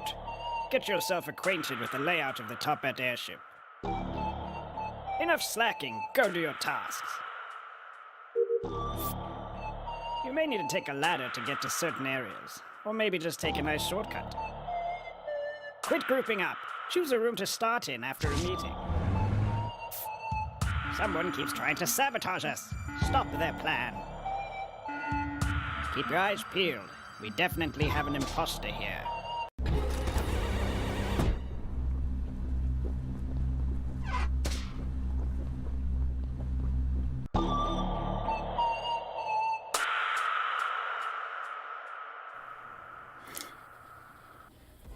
Hello, Victoria. How are you today? I am great. Thank you for having me. Of course. Thank you so much for being here. The chat is so hype. Like, they are moving so incredibly fast. I think everyone is beyond honored. Yes, I think everyone is beyond excited, not only for Among Us, but this new map coming out. What can you tell us about the airship? Yeah, so the airship is actually dropping in like 5 days. Oh my goodness, 5 days. So soon. So it's very soon. Yeah, it's going to be our biggest map ever. It's going to come with an account system. We have some free hats coming with it, as well as some cosmetics that you can buy. There will be all new tasks. There's going to be ladders and moving platforms. It's going to be hopefully a lot of fun for everyone to play with, and we are really excited for it to finally be out. Can you tell us, for those of us that really like to play imposter or get chosen as imposter, can you tell us what the venting system is like? Is this going to have a fully connected vent system for that pro level play? Oh, you know it. Oh, I'm so excited. I'm so excited to see how everyone gets around to murdering each other. Oh, I cannot wait to, in the best ways, murder my friends. But with that being said, I thought it was really interesting from the trailer that after meetings, you're able to select what room you spawn back in. Yeah, so, cool. you know, it's going to be a lot of fun. It'll like definitely change up the strategy. And if you spawn in the same room as the imposter and it's just you two, good luck. I mean, whoops. Do you have any pro strats for people encountering a map that has dual level play? Yeah, just run as fast as you can. just trust no one, run as fast as you can, you know, all that kind of fun stuff. Yeah, it's going to be a lot, and we hope like in the future to make bigger lobbies so you can have more players, but that's going to be coming in the future, so. That's exciting. Now, I did recently learn that the airship is going to be the biggest map available. Does this mean that there will be new tasks available as well, or new death animations maybe? Yeah, so there's going to be all new tasks available, and there will be one new death animation if you buy the additional cosmetic pack that comes with it. As you can see, it's based on Henry Stickmin, which is another game that we made in the past, so there it is. It's Right Hand Man's kill animation, so we're hoping people have a lot of fun with it. Oh man, are you allowed to tease what the new hats are? You saw lots of it in the trailer, but we will have some new free hats, such as a unicorn hat, like a little heart, some angry eyebrows, zipper, a chocolate ice cream hat that is definitely not poop. It's definitely chocolate ice cream and nothing else. Definitely not poop. Definitely doesn't look like anything else. Thank you for specifying. But with that being said, do you have any personal favorites about this new map? Honestly, okay, so I don't know why I'm so excited about ladders, but I am. It's just like something, it's just so simple, and there's really nothing that special about it, but I just love the like simplicity of ladders just everywhere. I think that's Simplicity cool. I'm excited or too. complexity for the players. So I wonder, you said this is going to switch up people's strategies. How much are you watching gameplay? Are you watching streamers to say, all right, here's the main strategies that people are running with right now that would consider themselves, pro level at Among Us, because there are people out there who are very good at this game. How much of their gameplay do you watch when thinking like, oh man, we need to switch it up? Oh, it really depends, right? So we do try to keep up, and well, there's a lot. Thankfully, we're very grateful to have a lot of people who play Among Us, so that's really cool. But we do, try to keep up and see who's playing and kind of their strategies and see the kinds of cool things they come up with. But within ourselves, actually, like with our game design and with our own like QA and our own play testing, it's really a mix of like our own sensibilities and just years of making games, and also just seeing how the community runs with it.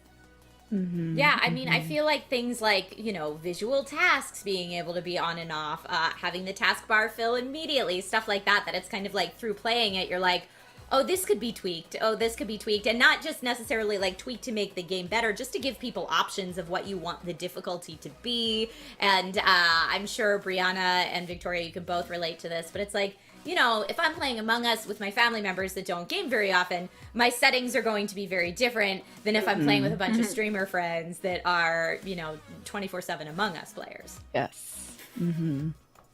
Yeah. Definitely. Yeah, I think the cool thing, right, is just to see all the different kinds of people that come together to play Among Us, right? It's not, we've had classrooms of people playing, we've had families playing. It's been really nice to see. Oh, that's so cool. I am kind of curious because I have being an imposter on my mind. Are you able to maybe kill someone on a ladder or one of those moving platforms, or is that off limits? Unfortunately, it's off limits, but the fact that you thought of that, I'm like, all right, someone's ready. Someone is just ready to kill on these things. I can see it now. Stack kill on a ladder. Story mode bay. I know. Oh my goodness. just plopping on the floor. Leave it push to it me. off the moving platform. If it happens, we know who is sus. So I have to ask you, Victoria, how much do you play Among Us on, like, I would say a weekly basis? Are you like, hey man, this is my work, I kind of need a timeout in my personal life, or are you just 24/7 in the game? Yeah, because it's my work, I try to separate it. Like, I'll play it for charity and stuff. But the thing is like, I'm not actually a great imposter. Like, Forrest, who's our programmer, accurately called me out for being an imposter because no one was dying. Like, I was too anxious to kill everyone. So I don't really play it in my off time, but for work, obviously I will. Fair enough, fair enough. And speaking of work, I mean, I just have to say, I feel like the team has been incredibly busy within the last year. How is the development team doing? How are you all doing, kind of transitioning into this high demand for the game? Yeah, we are. I mean, one, we're grateful and excited, and we wouldn't trade it for the world or anything. But wow, we are tired and anxious. It's been really like wild to see the reactions to it and just like playing catch up with everything.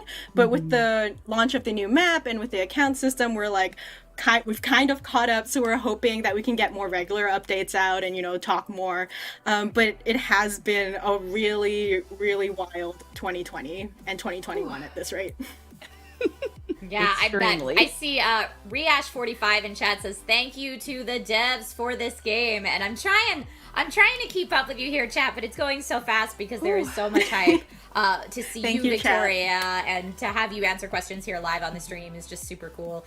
And to get a preview of this new map, and I'm sorry, I just laughed at that murder ball animation that just happened right there.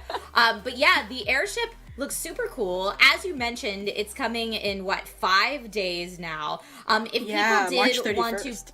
Yeah, if people want to pre-order or get their hands on any of this content, or at least ensure that they will be getting their hands on this content on the 31st, where can people do that?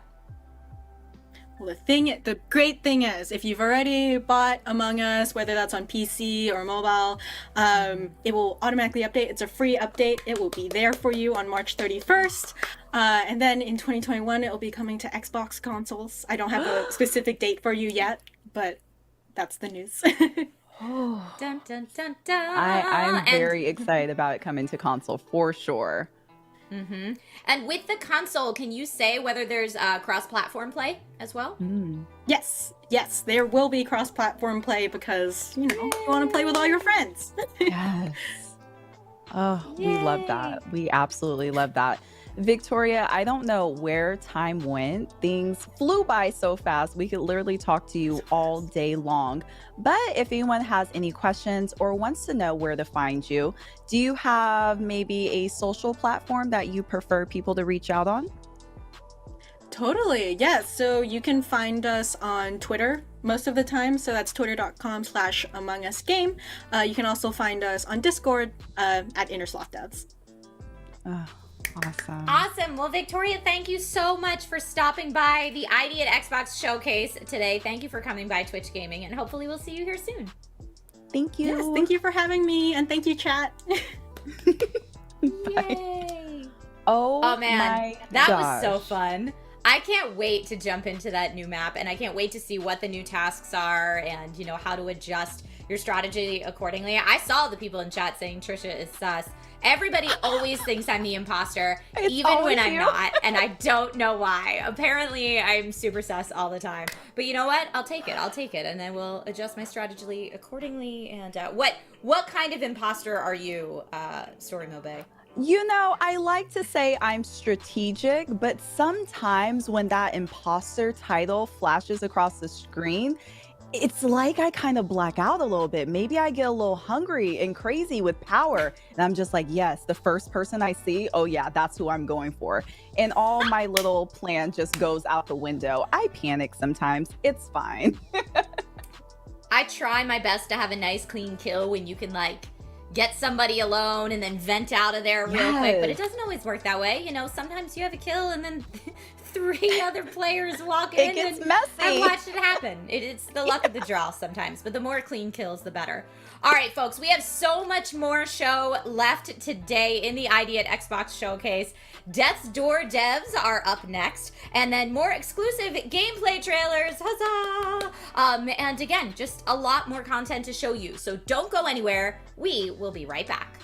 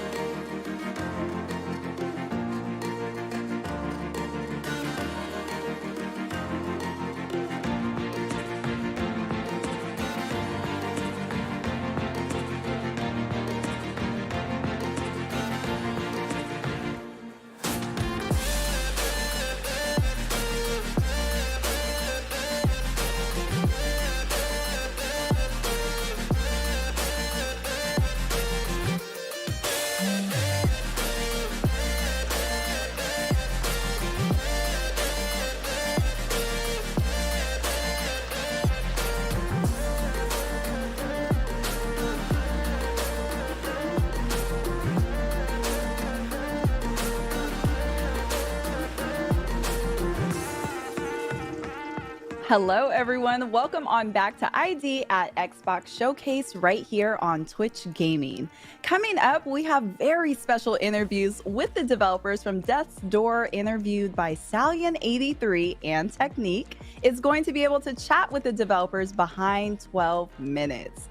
Ooh, this is a good show. But first, streamer Stallion83, like you said, will chat with the devs behind the new game Death's Door. So in Death's Door, you'll be playing as the Crow, where reaping souls of the dead is all part of an honest day's work. But the job gets lively when your assigned soul is stolen and you must track down a desperate thief to a realm untouched by death, where creatures grow far past their ex-purity and overflow with greed and power. Let's take a look at this trailer now.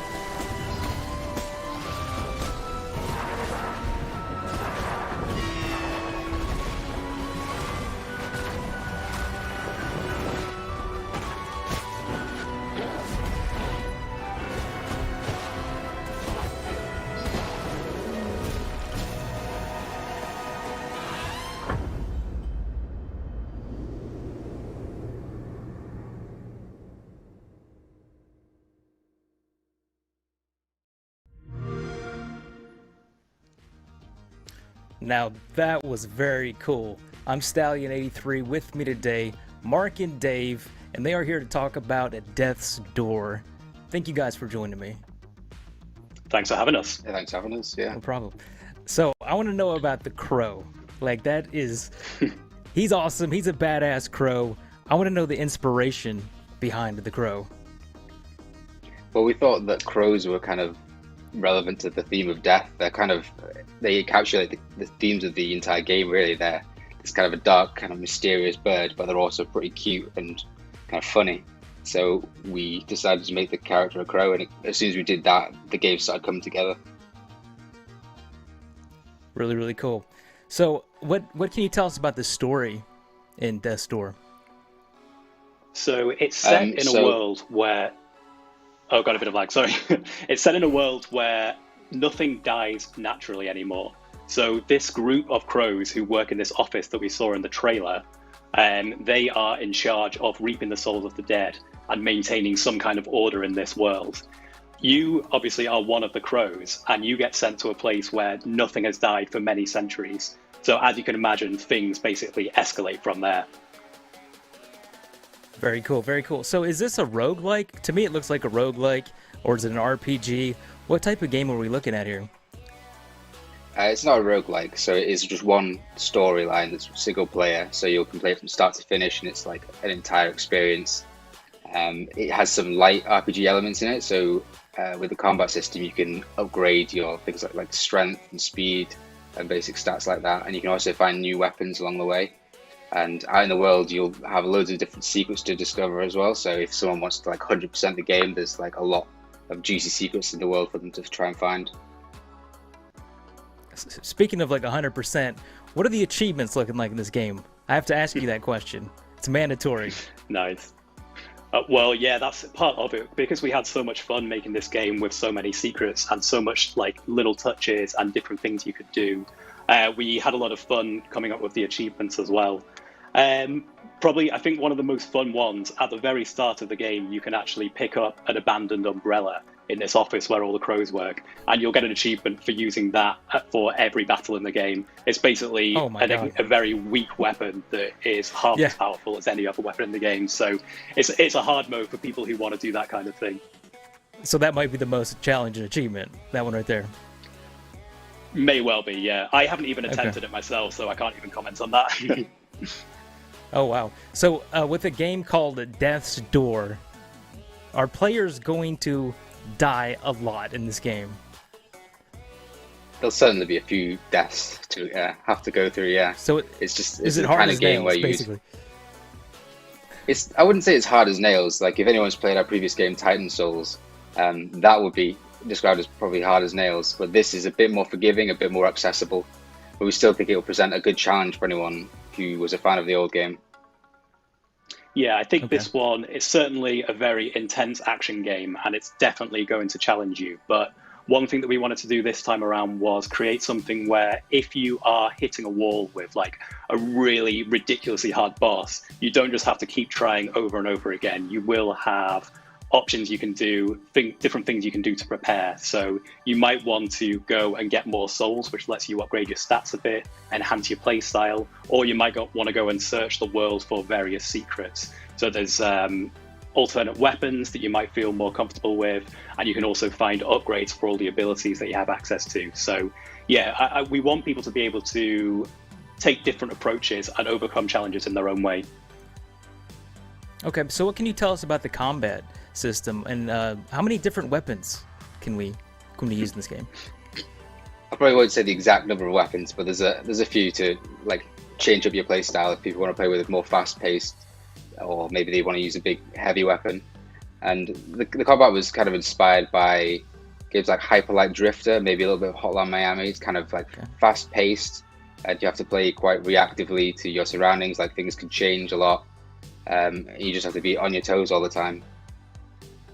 And we were also really careful to make sure that all of the moveset that you have is very fast, very fluid, very responsive. So every action you perform, it'll be executed within very few frames of you pressing the button. So you have that kind of nice, rapid fluidity that gives you what you need to overcome any kind of challenge. Yeah, it looks incredible. Yeah, we want like to I take told the you guys same kind before. of reactive. Incredible. Sorry, go ahead. Yeah, we Mark. want to Mark, take go the ahead. same kind of reactive like interaction with like Titan Souls, like pixel art kind of games, and then bring it to the 3D world as well. Okay, so what about replayability? How much replayability will this game have? I think like the first thing I would recommend doing when when they're starting and when they finish the game, then the first thing I would suggest is to continue that save, because we actually let you carry on afterwards, and there's loads of secrets to uncover in the world, loads of different things to do. Like we were saying before, it's a really fun one to 100%. And then beyond that, then because we've got this kind of light RPG system, you can go for a different build if you wanted to replay it. And it does change quite a lot, so you can focus on something that's far more speed and magic based, or something that's more down to brute strength and range and that kind of thing. So yeah, I think that would be the best way to enjoy its replayability. So how many bosses are we looking at? We're looking at, like, what is this right here on screen right now? Is that a castle boss? It looks really awesome. Yeah, that's technically a mini boss, actually. I mean, mini is probably not the right word for it, but yeah. So there's a handful of good boss characters in the game. As you progress through, you kind of the core bosses have their own storylines that develop, and you kind of interact with them a few times while you're on your journey. So by the time you get to them, you maybe know a bit of their backstory, and you're going through their area of the world, which is kind of they've left their mark on the world. Yeah, we really want to show how these bosses have adapted to the strange situation that's going on in this world, and how they've become these like overly powerful beings, and like Mark was saying, how they've affected the world around them. So there's a lot of kind of, each chapter of the game has a bit of build up, learning about this boss, potentially even meeting them, and then when you do get to the bosses, it's like a culmination of that chapter and our opportunity to up everything to 11 basically. Cool. So, when can players get their hands on this game? When is this coming out? We're actually pretty far along with it. We're almost content complete. We're just polishing and we're fixing bugs. So we're hoping to launch this summer. Awesome, man. That sounds great. What about like DLC? You guys got anything planned for DLC down the line? We're focused on making sure that... Sorry, yeah, we're focusing on making sure that the core experience is a full, satisfying thing where, you know, if you want to explore when you're playing the game, you know that that world is entirely realized. There's nothing we're waiting to add later. So we're focusing on the core single-player narrative experience for now, and then, yeah, maybe we'll consider other things after. So if fans want to follow, you know, more information about this game, where can they find the updates for this? They should follow us on Twitter @AcidNerve, and we'll be sure to keep everyone updated. So you're just two guys, right? S.T.A.L.K.E.R. Two guys make this game. Is that correct? Yeah, we handle quite a lot between us, but we also have an art team. So we have this awesome team of a couple of concept artists and a 3D modeler who work with us as well. So it's them who've created all of the assets that we need to bring our ideas to life. But yeah, we wear quite a lot of hats between the two of us as well. It's quite a good collaborative project where everyone has a lot of creative input.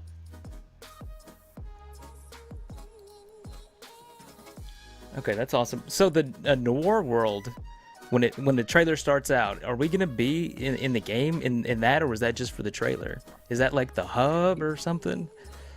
Yeah, that acts as a hub world. So as you progress through the game, which is one like consistent open world to explore, you'll find these like keyholes which you can unlock, and they kind of introduce shortcuts back into this hub world. So the actual main world is like this color, overgrown, like interesting place. Then there's the office where the Reapers work, which is kind of a noir, it's kind of depressing, bureaucratic environment.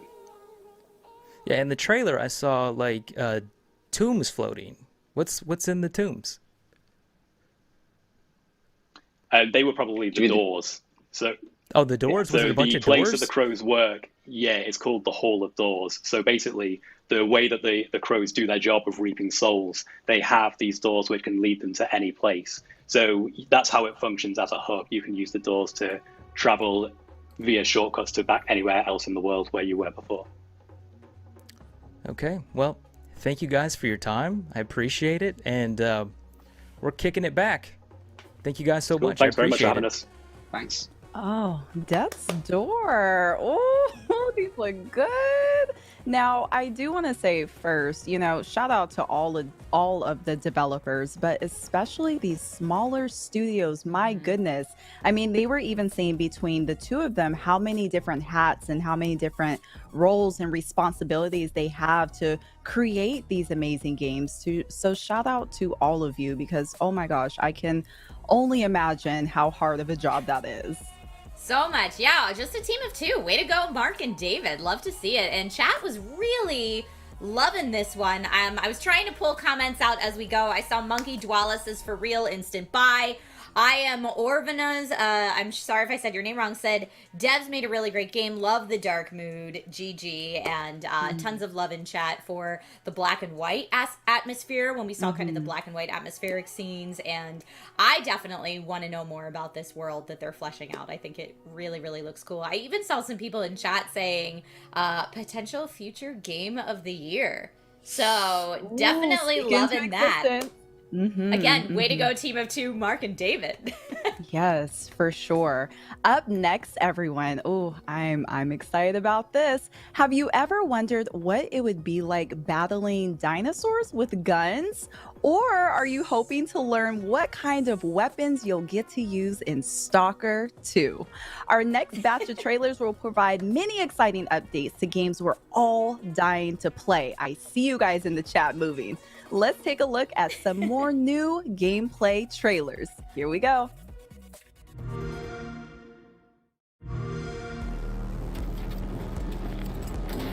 Locked and loaded.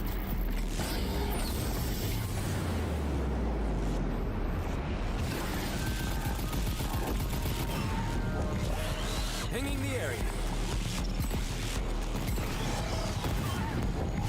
Aim for the weak point.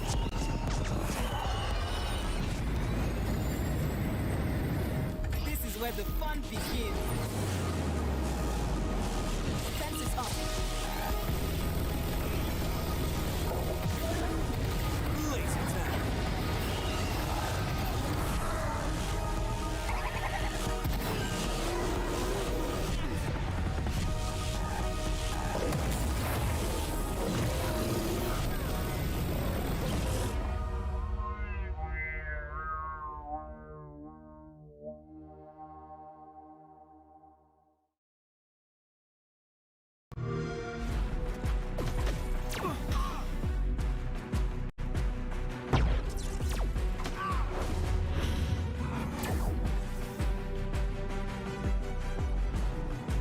We took care of the world because no one else would. We thought we could keep everything safe, protect everything that mattered. And we were wrong. What was the difference between the people on the inside or the outside? Neither of them gave a damn about the beings that power our way of life.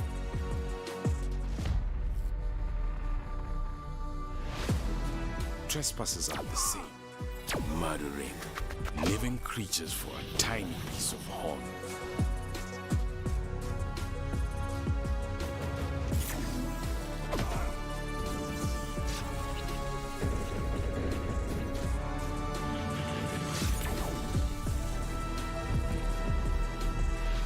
We are the caretakers.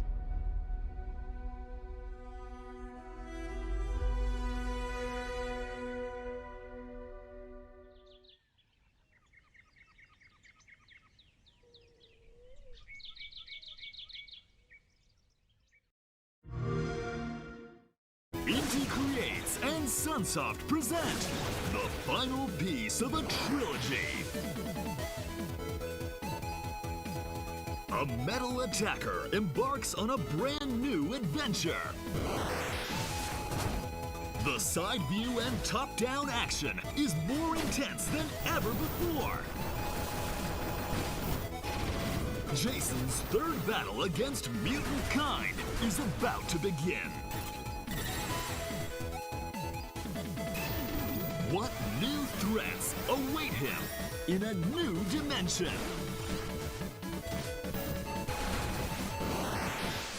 The pinnacle of mutant blasting action is here! Blaster Master 03! A new chapter in Blaster Master history unfolds. July 29th, 2021. AT creates. Hi, my name is Zach, and I'm in charge of PR at GSC Game World. We made the original Stalker trilogy, and now we are developing Stalker 2. The 23rd of March marked the anniversary of the first game in the series, Stalker Shadow of Chernobyl. Celebrating the date, last year we released the first in-engine screenshot of Stalker 2, followed by the first trailer and the gameplay teaser. That was our way to celebrate 25 years of making games here at GSC Game World. This year we have an anniversary gift for our fans as well. It's an update on Stalker 2. It's not as big as a new trailer just yet, but we hope you will enjoy it. Let's start with something familiar, yet completely renewed. And here is the first look at the updated costumes. The zone is a dangerous place, so it's filled with different factions. The Freedom and the Duty are two iconic opposing forces. The first ones see the zone as a free, ever-growing state, while the second ones would eagerly sacrifice their lives to prevent its spreading. These ideologies will never meet the agreement. As you may have guessed, you will see them in the sequel. The recognizable design for each faction has been enriched with details. If you look closely, you can see scuffs, scratches, and sticking out threads. Please keep in mind the models are still work in progress. The time has passed, and the new forces emerged in the zone. You can expect to see more factions in Stalker 2. Let's move on. The reception of Stalker 2 has been extremely positive so far, and we are truly grateful for that. Thank you for your passion and your interest. Stalker 2 is a shooter game, and you can't imagine it without the guns, right? Here are a couple of guns you will see in the game. The arsenal will include more than 30 different weapons. Of course, there will be lots of modifications for each gun.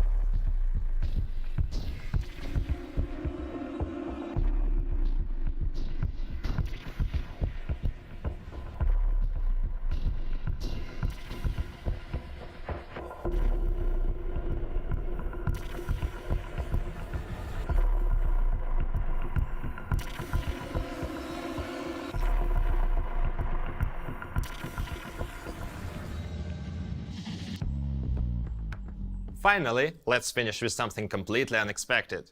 We work a lot to fill the world with a decent amount of memorable details, and sometimes it takes us to completely unexpected grounds. Can you see this guy? Quite a charmer, if you ask me. But let's take a closer look at his teeth.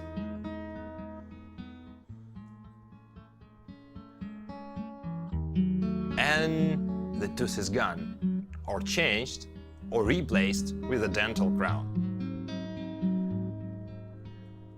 All made with our custom teeth tool, one of the many plugins we use in the development process for specific changes like that. These tiny accents ensure each character looks completely unique. Literally every human in Stalker 2 has one-of-a-kind smile. Or grin, I suppose. And that covers up our news for today. Please subscribe to our official social channels to receive up-to-date info about the game or ask any questions. We would be pleased to share more about Stalker 2, including gameplay demonstration, later this year. Until then, good hunting, Stalkers. Woo-wee. My gosh. I mean, there was so much hype in the chat for Stalker 2. I mean, wow, I'm blown away. For those to be a work in progress, they were so detailed. My gosh. What did you think about that, Trisha? Yeah, I mean, hyper-realism. So thank you, Zach, for that update on Stalker 2. I saw a lot of support in chat for the dev team. A lot of love, like you said, Brianna, for this game. The updated costumes look super realistic and fantastic. We got an in-depth look at some of those weapons. And that tooth customization. Oh. Super, super realistic and definitely unexpected for me. I saw 667 Dielos in chat says these graphics are so dope. WTF Sexy Headphones, which I love. Your name, your Twitch name, says absolutely cannot wait to play this game. Yet I hope that the devs take all the time they need to make it right. So absolutely. I saw a couple people in chat saying like, take your time. Let's make this the best game ever. And yeah, it was cool that Zach was able to stop by and show us that update of what they have so far for Stalker 2. Absolutely. And I love what you said too. I feel like it is so important to give developers the time that they need to push these games out and allow them to do them properly. I know there's so much hype behind so many different games, but developers are people too. They need some time. They need to take the rest that they need. Give them some time. And don't worry, you guys will be happy. Just a little bit of patience. I'm always a fan. I will be patient and I will wait for the game to be awesome. So again, thank you, Zach, for that update. Up next, streamer Technique will sit down with director Luis Antonio about his new game, 12 Minutes, an interactive thriller about a man trapped in a time loop. Let's take a look at that trailer now. All right, close your eyes. I want you to think of a flower. Look at its contours, its curves. Now I want you to imagine it changing, moving backward, returning to its bud. Think of that bud, unopened. Look at it as a whole, then silently repeat these phrases. May you be free from suffering. May you be free from fear. May you know peace and joy.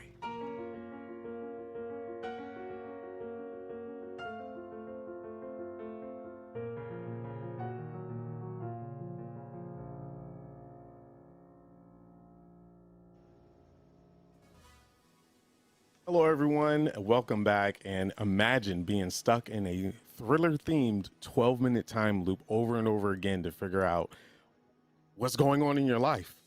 Well, today I have the pleasure to bring in Luis, the director of 12 Minutes, joining me here as Technique, as you guys know.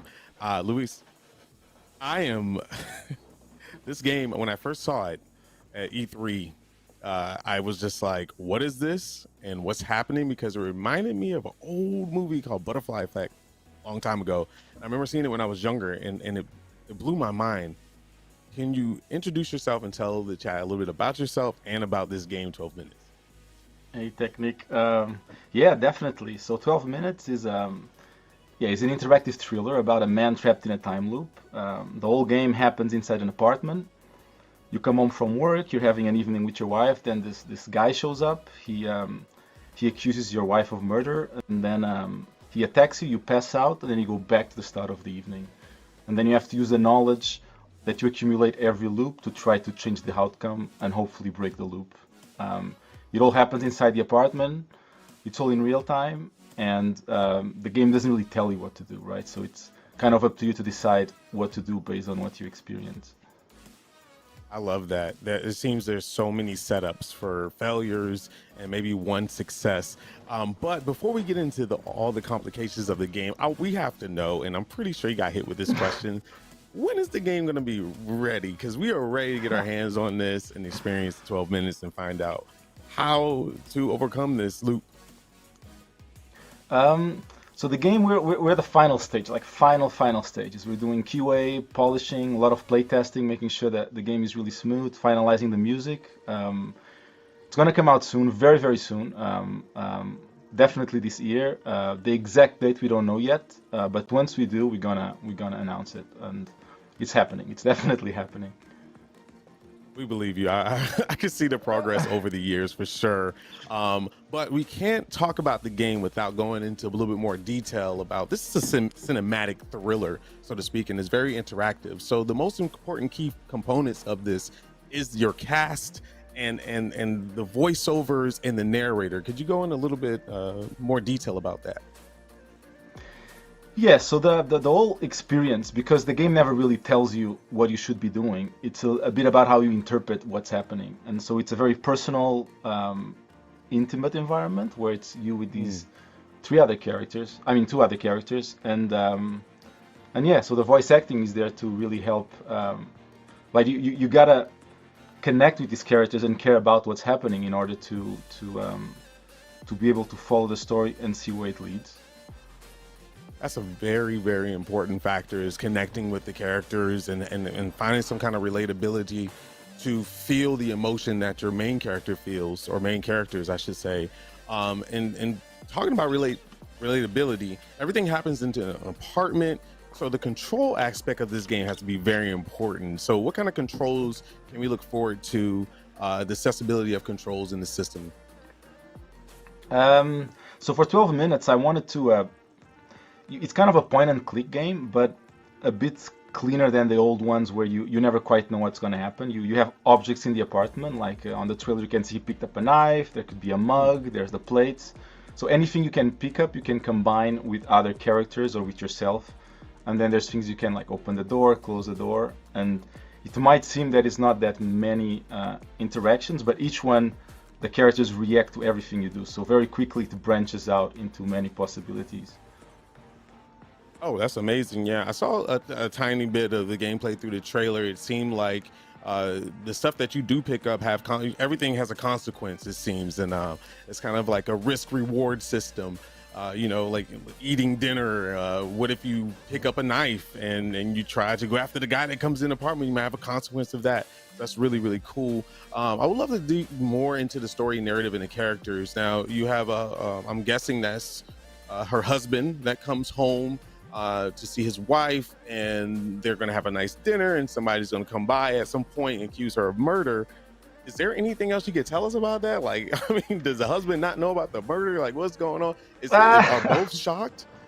I wouldn't even imagine. Yeah, I don't want to say much because it's right. Everything you learn will affect how you deal with the situation. So there's not much that can be shared. Yeah, that's a tricky question. There's really not much I can tell about the story. Okay. Like, I want players really to go in and have a blank slate in how they're going to interpret the situation. But it's pretty So have an intense. open mind, pretty much, is how you need to play this game, I'm assuming, right? Yeah, like the situations that you're going to go through, none of them, there's no right or wrong, right? For example, let's say the cop comes in and he starts attacking you, right? You could try to fight or not fight, but each option that you choose will branch out in a different direction. So you're always learning, and you will use that knowledge, and the character also learns everything that you've done, and you're going to try to use that in order to try to change the outcome. So having a blank slate is pretty good for the player, I think. Absolutely, absolutely. A lot of games like this do have a lot of mind tricks involved. But speaking of gameplay and keeping your mind open, how the length of the game? I'm pretty sure people are going to be like, okay, I understand this game is called 12 minutes. Is the game actually 12 minutes? Can you expand on the length of the game and give us a little insight on that? Definitely. So the loop lasts 12 minutes. But for example, when the cop comes in, it's about 3 minutes into the loop. So if this was Groundhog Day, the film is like Bill Murray was dying at breakfast. So once you actually manage to survive the cop, the loop still continues. From playtesting, I thought the game would last about 8 hours, but so far we're rounding up to 15 to 18 hours. So it goes pretty deep until you reach what I would call a satisfactory ending. Man, 18, you're getting on that 20-hour mark, and I wouldn't even believe in my head that it was gonna be that long of his experience. That's really great. This is a single player experience, right? This is no multiplayer or nothing like that. It's completely single player. Yeah, it's a single player. Okay, so single player experience. What about replayability? Once, let's say you solve the loop, what is there to do afterwards? What do we have to look forward to? So yeah, I think once you play through, you're gonna have your own experience. I think a lot of it will be talking with your friends and other players about the interpretations of what's happening and how they dealt with the situation and whatever branches they went through.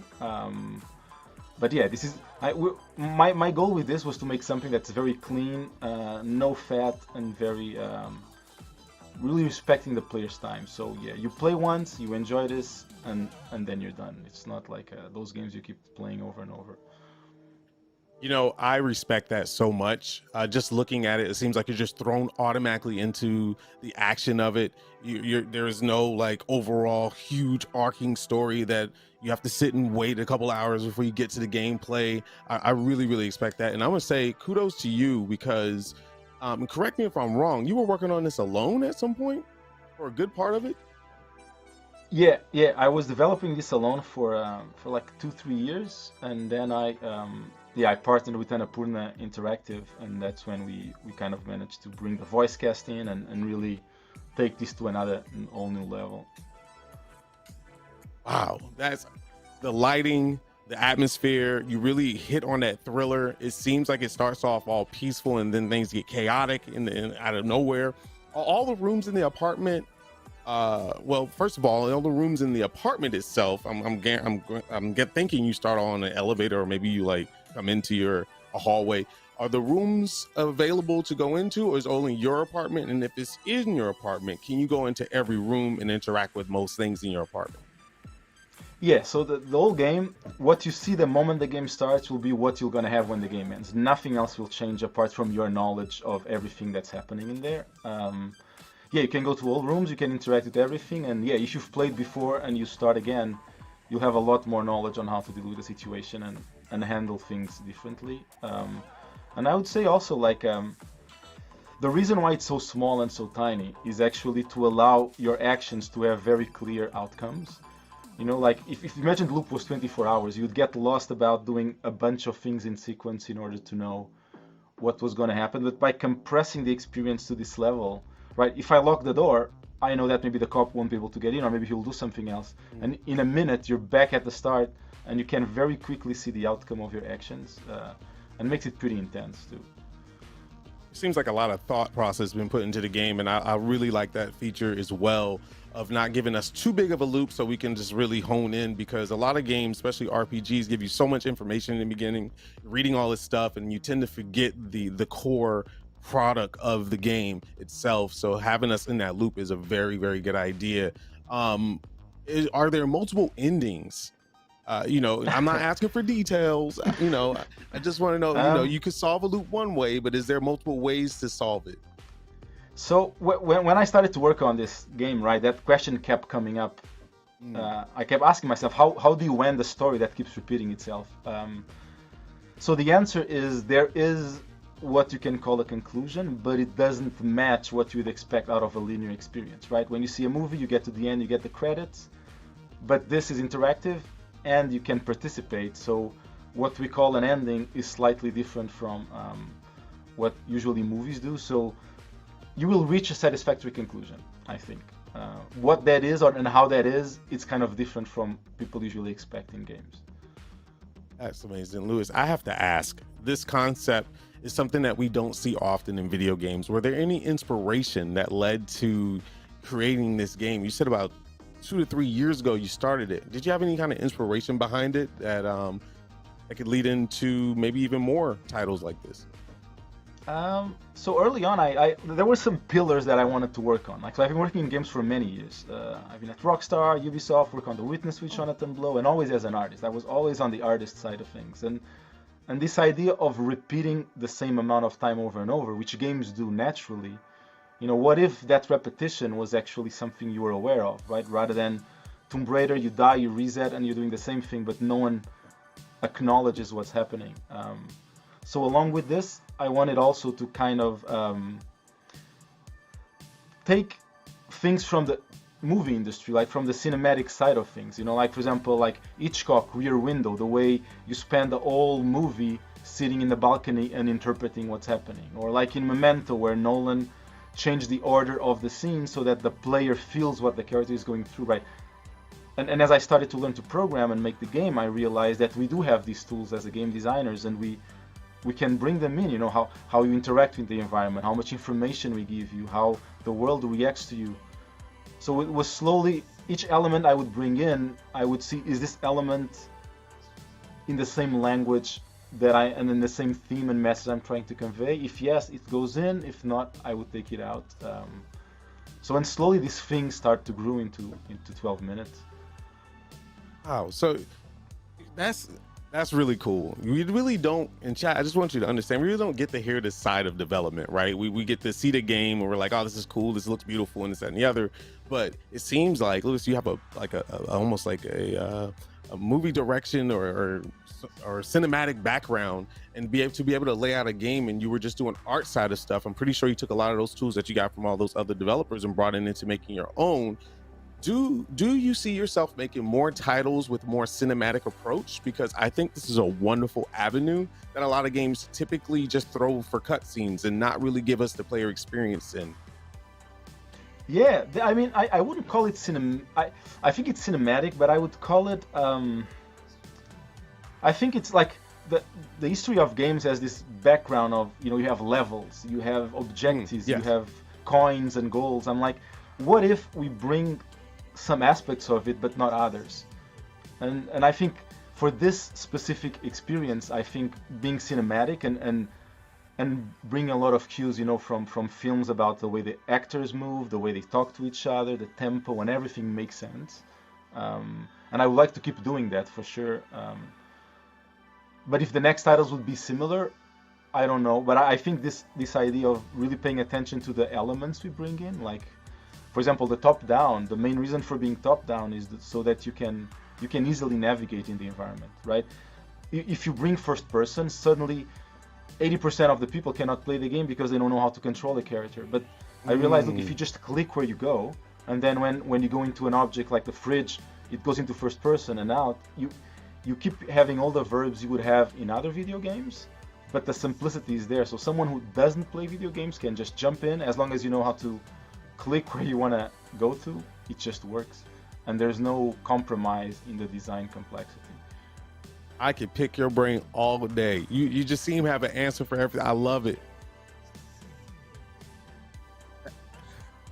Wow, that is just amazing. So the funny thing is, I love how you chose. I was thinking about the accessibility and what you were saying, because I was like, yeah, us video gamers are going to be, a lot of people are going to just be like, why point and click, where we can experience this a little bit more in depth. But I also love the fact that you went point and click for the simple fact of you get to see the environment that you're in, and it kind of builds a kind of tenseness to it as well. Like when you hit your first loop or your second loop, this guy is coming. What do you do? Where do you go?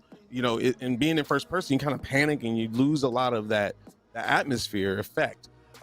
Being able to go into rooms, lock doors, and pick apart certain mental puzzles, I should say, to fix it. Now, I really want to know about, before we let you go today, I really want to know about the characters, because they're the most important key components of this game right now, especially the main character that you play.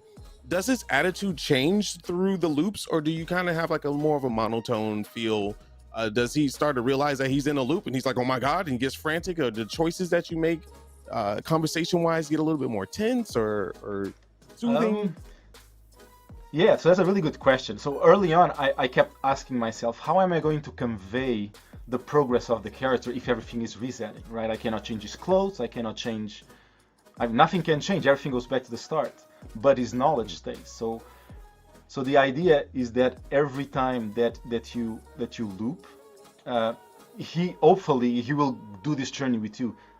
We try to read the frustrations you're going through, and he will react to those frustrations, and everything that you make him do, he's going to be aware. So for example, when you go talk with the wife, everything you know is what you will,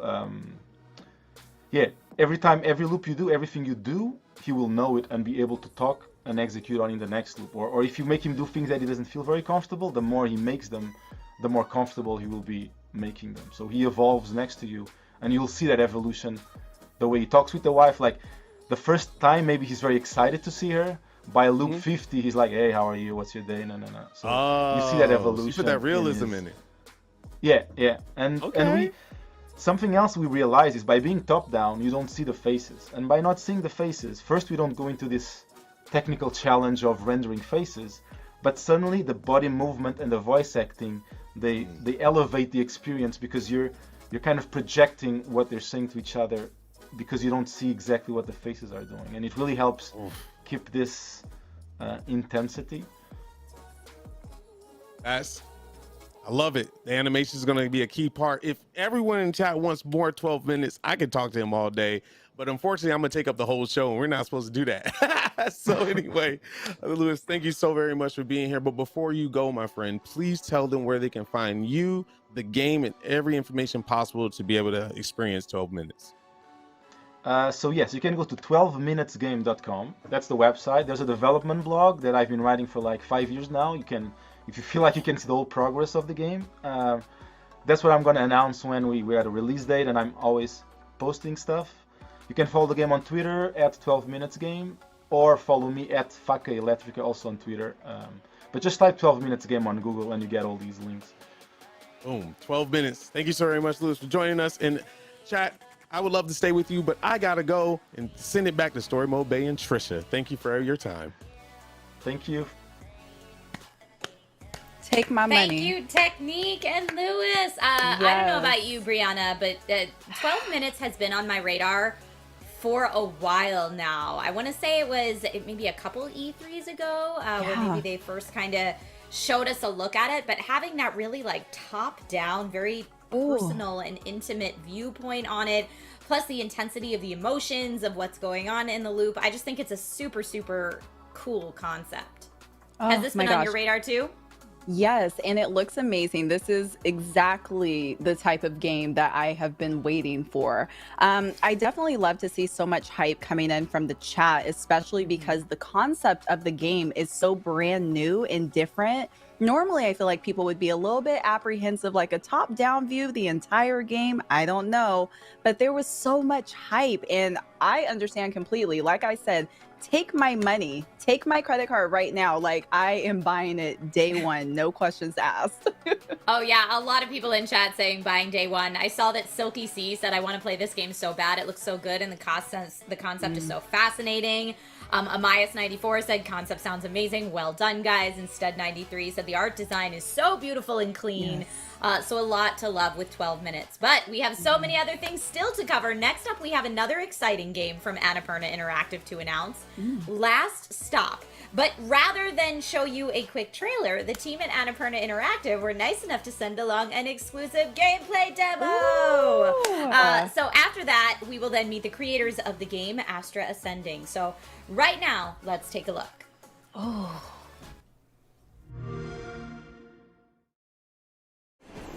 Hello and welcome to Last Stop, a new game from Variable State and Annapurna Interactive. Last Stop is a story-driven adventure game where you navigate through 3 entangled stories that intertwine into one wild sci-fi adventure full of mystery, wonder, and danger. Today we're going to show you how this game works by playing a quick sequence from one of these stories. In this tale, two neighbours, John and Jack, have accidentally swapped bodies in a freak accident. They must now help each other blend in as they try and find a way to get back to their old bodies and way of life. Let's take a look at how you could play this out.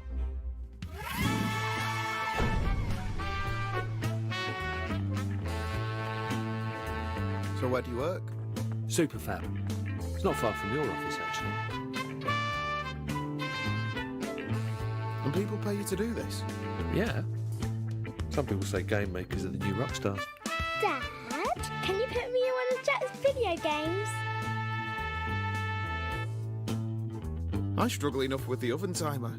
I don't think this is going to work. Don't sweat it. I'll walk you through it. Think of me as a master puppeteer and you my obedient marionette. Don't forget, I need to be taken to school at some point. Yeah. Now, first you need to find my desk. You can't miss it. It's the one with the robot doing the sick dab. Sneak past Sonia, the receptionist. Avoid any awkward questions. She's a bit dippy, so you shouldn't have any problems there. She didn't sound that dippy on the phone. You're mean, Jack.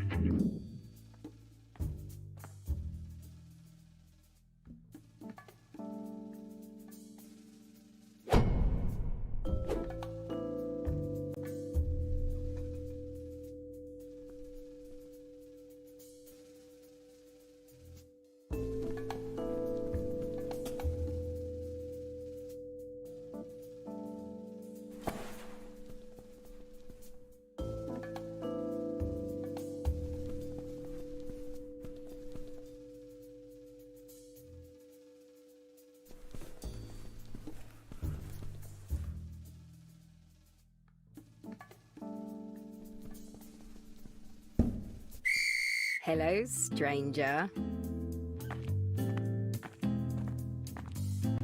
You look well rested.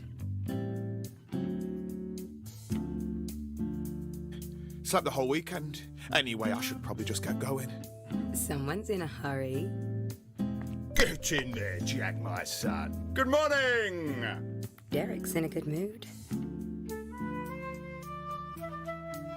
Who the hell was that? What? Jack, you sure you're not still feeling ill? He's my boss? Yeah. So, what do I do when I get there? It's Monday. That means sprint planning. You're going to coordinate with your team on their tasks for the week. Dad's no good with stuff like that. Molly's right. I don't think anyone would follow me into battle. It's simple, trust me. Jonah's working on modelling the last of the cream cakes for Mrs. Clapton's tea shop. Letitia's putting the finishing touches to the AI for the retirement home scene with the shell-shock veteran. And Tobias is writing up the design for the interactive funeral procession. And Maya is midway through implementing Rumble support. Jonah cakes, Letitia shell-shock, Tobias funerals, Maya Rumble. See? You're a natural. Hello. Good weekends, everyone? Get up to anything interesting? No. Okay, let's see. So I'm supposed to go around everyone and check what you're all working on. So, Jonah. You are modelling cream cakes, aren't you? I'll take the silence as an agreement. Okay, Letitia. You're doing something with AI? No, IA. For retirement homes. Yeah, that sounds right. Okay, Tobias. Are you rumbling? Actually, I'm not sure that's right. And finally, Maya. Are you doing the IA? The AI? One of them. Sorry, I'm not sure that's quite right. Look. Even I can tell this meeting is a bit pointless. You all know what you're up to, even if I don't.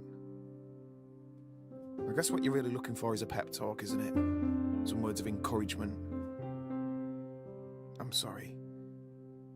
I thought I could do this, but none of this comes naturally to me. You all look like nice, bright people. You don't need to listen to an old fart like me. I'm sorry that I can't give you anything more inspiring. Maybe I'll just leave you with the advice that my dad gave to me on my 18th birthday. Keep your head down. Don't take unnecessary risks. Stay out of debt. Cheers. And that's just a quick look at Last Stop. Be sure to check out more updates soon as the game rises to console and PC this year. Thanks for stopping by.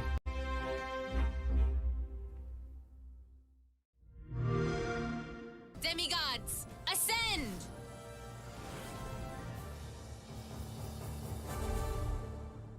はい、こんにちは、野島和重と申します。ですね、普段は日本の大手の、メーカーさんの、割と対策みたいな感じの、ロールプレイングゲームのシナリオを書かせてもらってます。崎本と申します。作曲家と、あとは、サウンドプロデューサーなどをやってることが多いです。あと、ベーシスケープという会社の、運営をしています。代表作は、多分一番有名なのは、スクエア社の、ファイナルファンタジー12でしょうかね。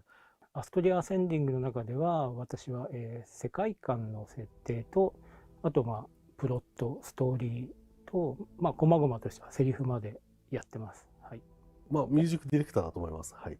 もちろん、作曲もしています。はい。ストーリー上っていうか設定上、この星に住んでる人たちは調和の実っていうのを食べてて、ある意味その本能的な部分は抑えちゃってるんですよね。鳥はあんまり高く飛べなくなっちゃったし、猛獣系のやつらはちょっと筋力が落ちたりしてるんで、それでなんとか調和を保ってるんですけども、テーマ的にはそのあたりですかね。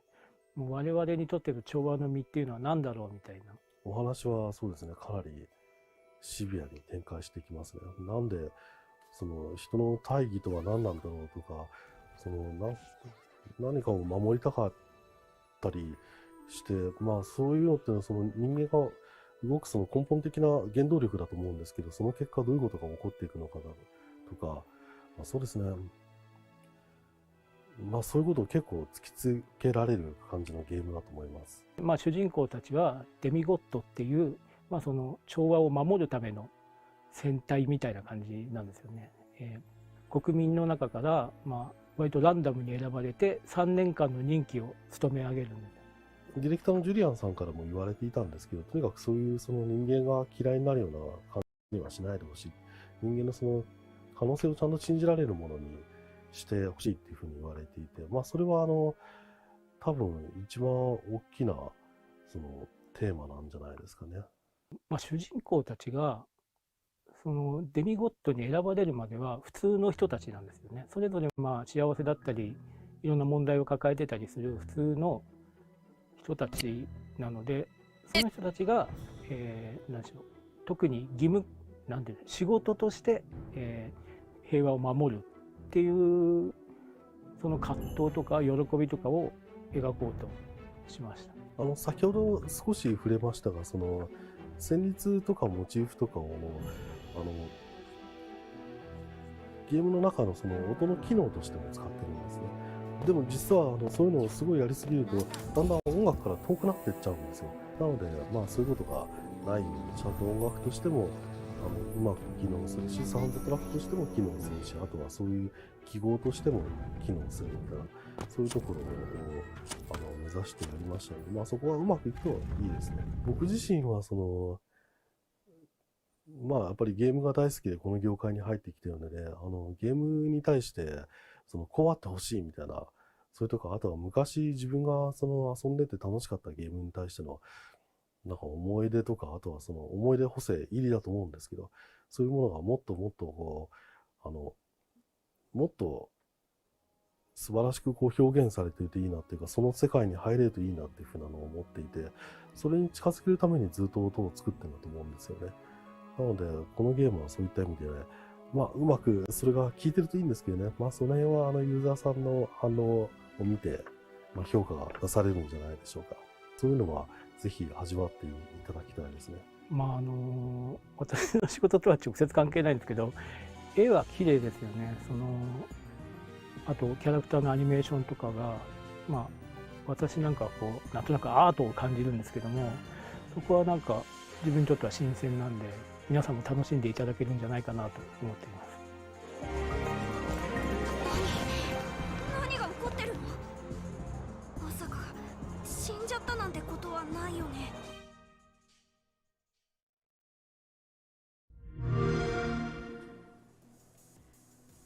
Oh man, how awkward was that poor meeting in the last Stop trailer? Like I felt it in my soul, Brianna. How awkward it was for that guy. What'd you think? I mean, you know what? I really appreciated that for Last Stop. They gave us a demo. I feel like so often with gameplay trailers, you don't really know what's going on, or sometimes the trailer doesn't really reflect how the actual gameplay is. So big shout out to them. I am very excited for it, but I'm also very excited for this next section coming up. Now, we've learned so much today about unique indie titles that are coming to Xbox soon. But we know what you guys are wondering at home, myself included. What games are coming to Game Pass? Well, I think we have the answer for you. Let's take a look.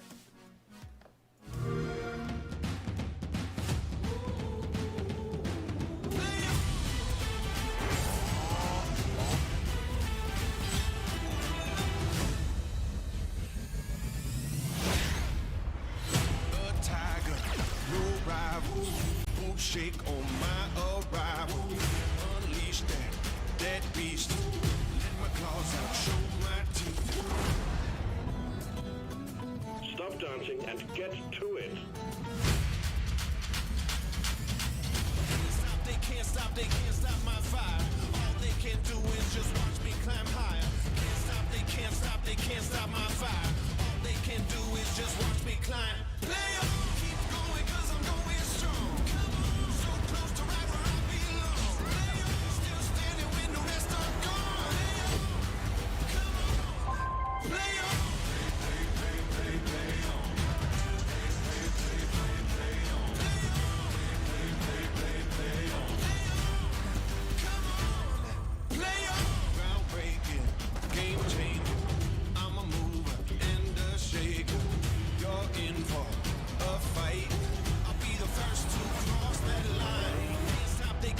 They can't stop my fire.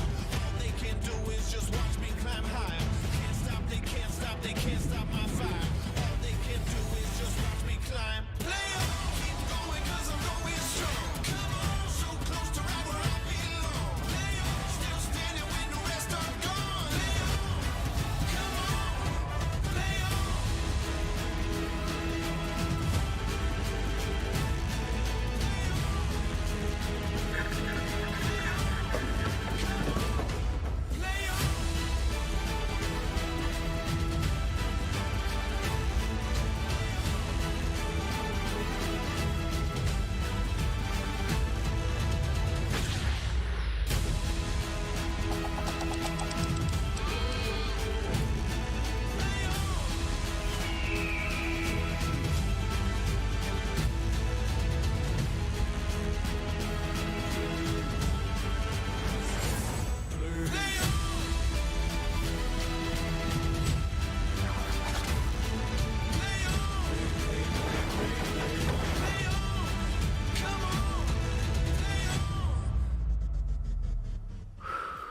Game Pass hype! So many great games coming to Game Pass. I mean, like, I've tried to keep track of them all, but they were flying at me so fast. Celeste, Wild at Heart, Nobody Saves the World, The Ascent, and for everyone who's been asking for it in chat, Library of, is it Ruina or Ruina? I know I'm going to say it wrong, but yes, coming to Game Pass, which is super exciting. Game Pass is so dope.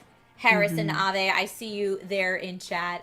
But yeah, so we've seen a lot of great games today. We've seen a lot of teases, and of course, super hyped. Brianna and I are both super hyped about what is coming to Game Pass. But I just want to take a moment to thank everybody who's joined on the show today. We had Chris Charla from ID at Xbox earlier, Victoria Tran from Inner Sloth for Among Us, Gwen and Trina were here to talk about from Chikung Club to talk about Soup Pot. Lewis was here just recently to talk about 12 Minutes. Graham and Ian talking about Nobody Saves the World, which was awesome, from DrinkBox Studios. Zach and Lou were from Bunny Hug, and they were here talking about Moonglow Bay. Mark and David were here from Acid Nerve talking about Death's Door. And of course, a huge thank you to all of our streamer friends and guest hosts who were here today. Kate Stark, Stallion83, Danatage, Technique, and Blind Gamer Steve. You guys were all awesome, and Brianna and I literally couldn't have done the show and shown you all of these wonderful indie games without you. So, yeah, Brianna, how you feeling? Oh my gosh, I can't believe we're at the end of our show. This was so amazing to be a part of and co-host with you. I do want to take a minute to shout out to production for holding it down behind the scenes. I know it is not easy putting these shows together and getting everyone in their right places where they need to be. So thank you. We do appreciate you. Now, if anyone's, looking for me on the internet, my name is Story Mode Bay. You can find me on Twitch, Twitter, Instagram, TikTok, if you're into that sort of thing. Come by and say hi. I promise I don't bite at all. Now, Trisha, where can everyone find you? If people want to find me on socials, on Twitter, Instagram, etc., it's that girl Trish with no I in the girl. So just that GRL Trish. Or right here on Twitch, you can find me at Trisha Hirschberger. Just my name. It's like right there. Yeah, right there. But this has been so much fun.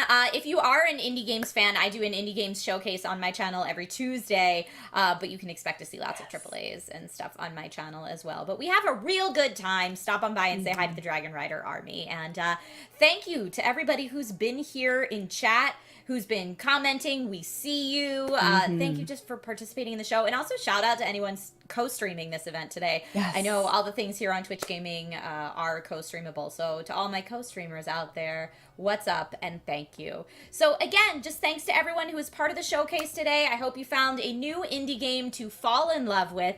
And we'll see you soon with more great content here on Twitch Gaming. Thanks, everybody. Bye. Bye.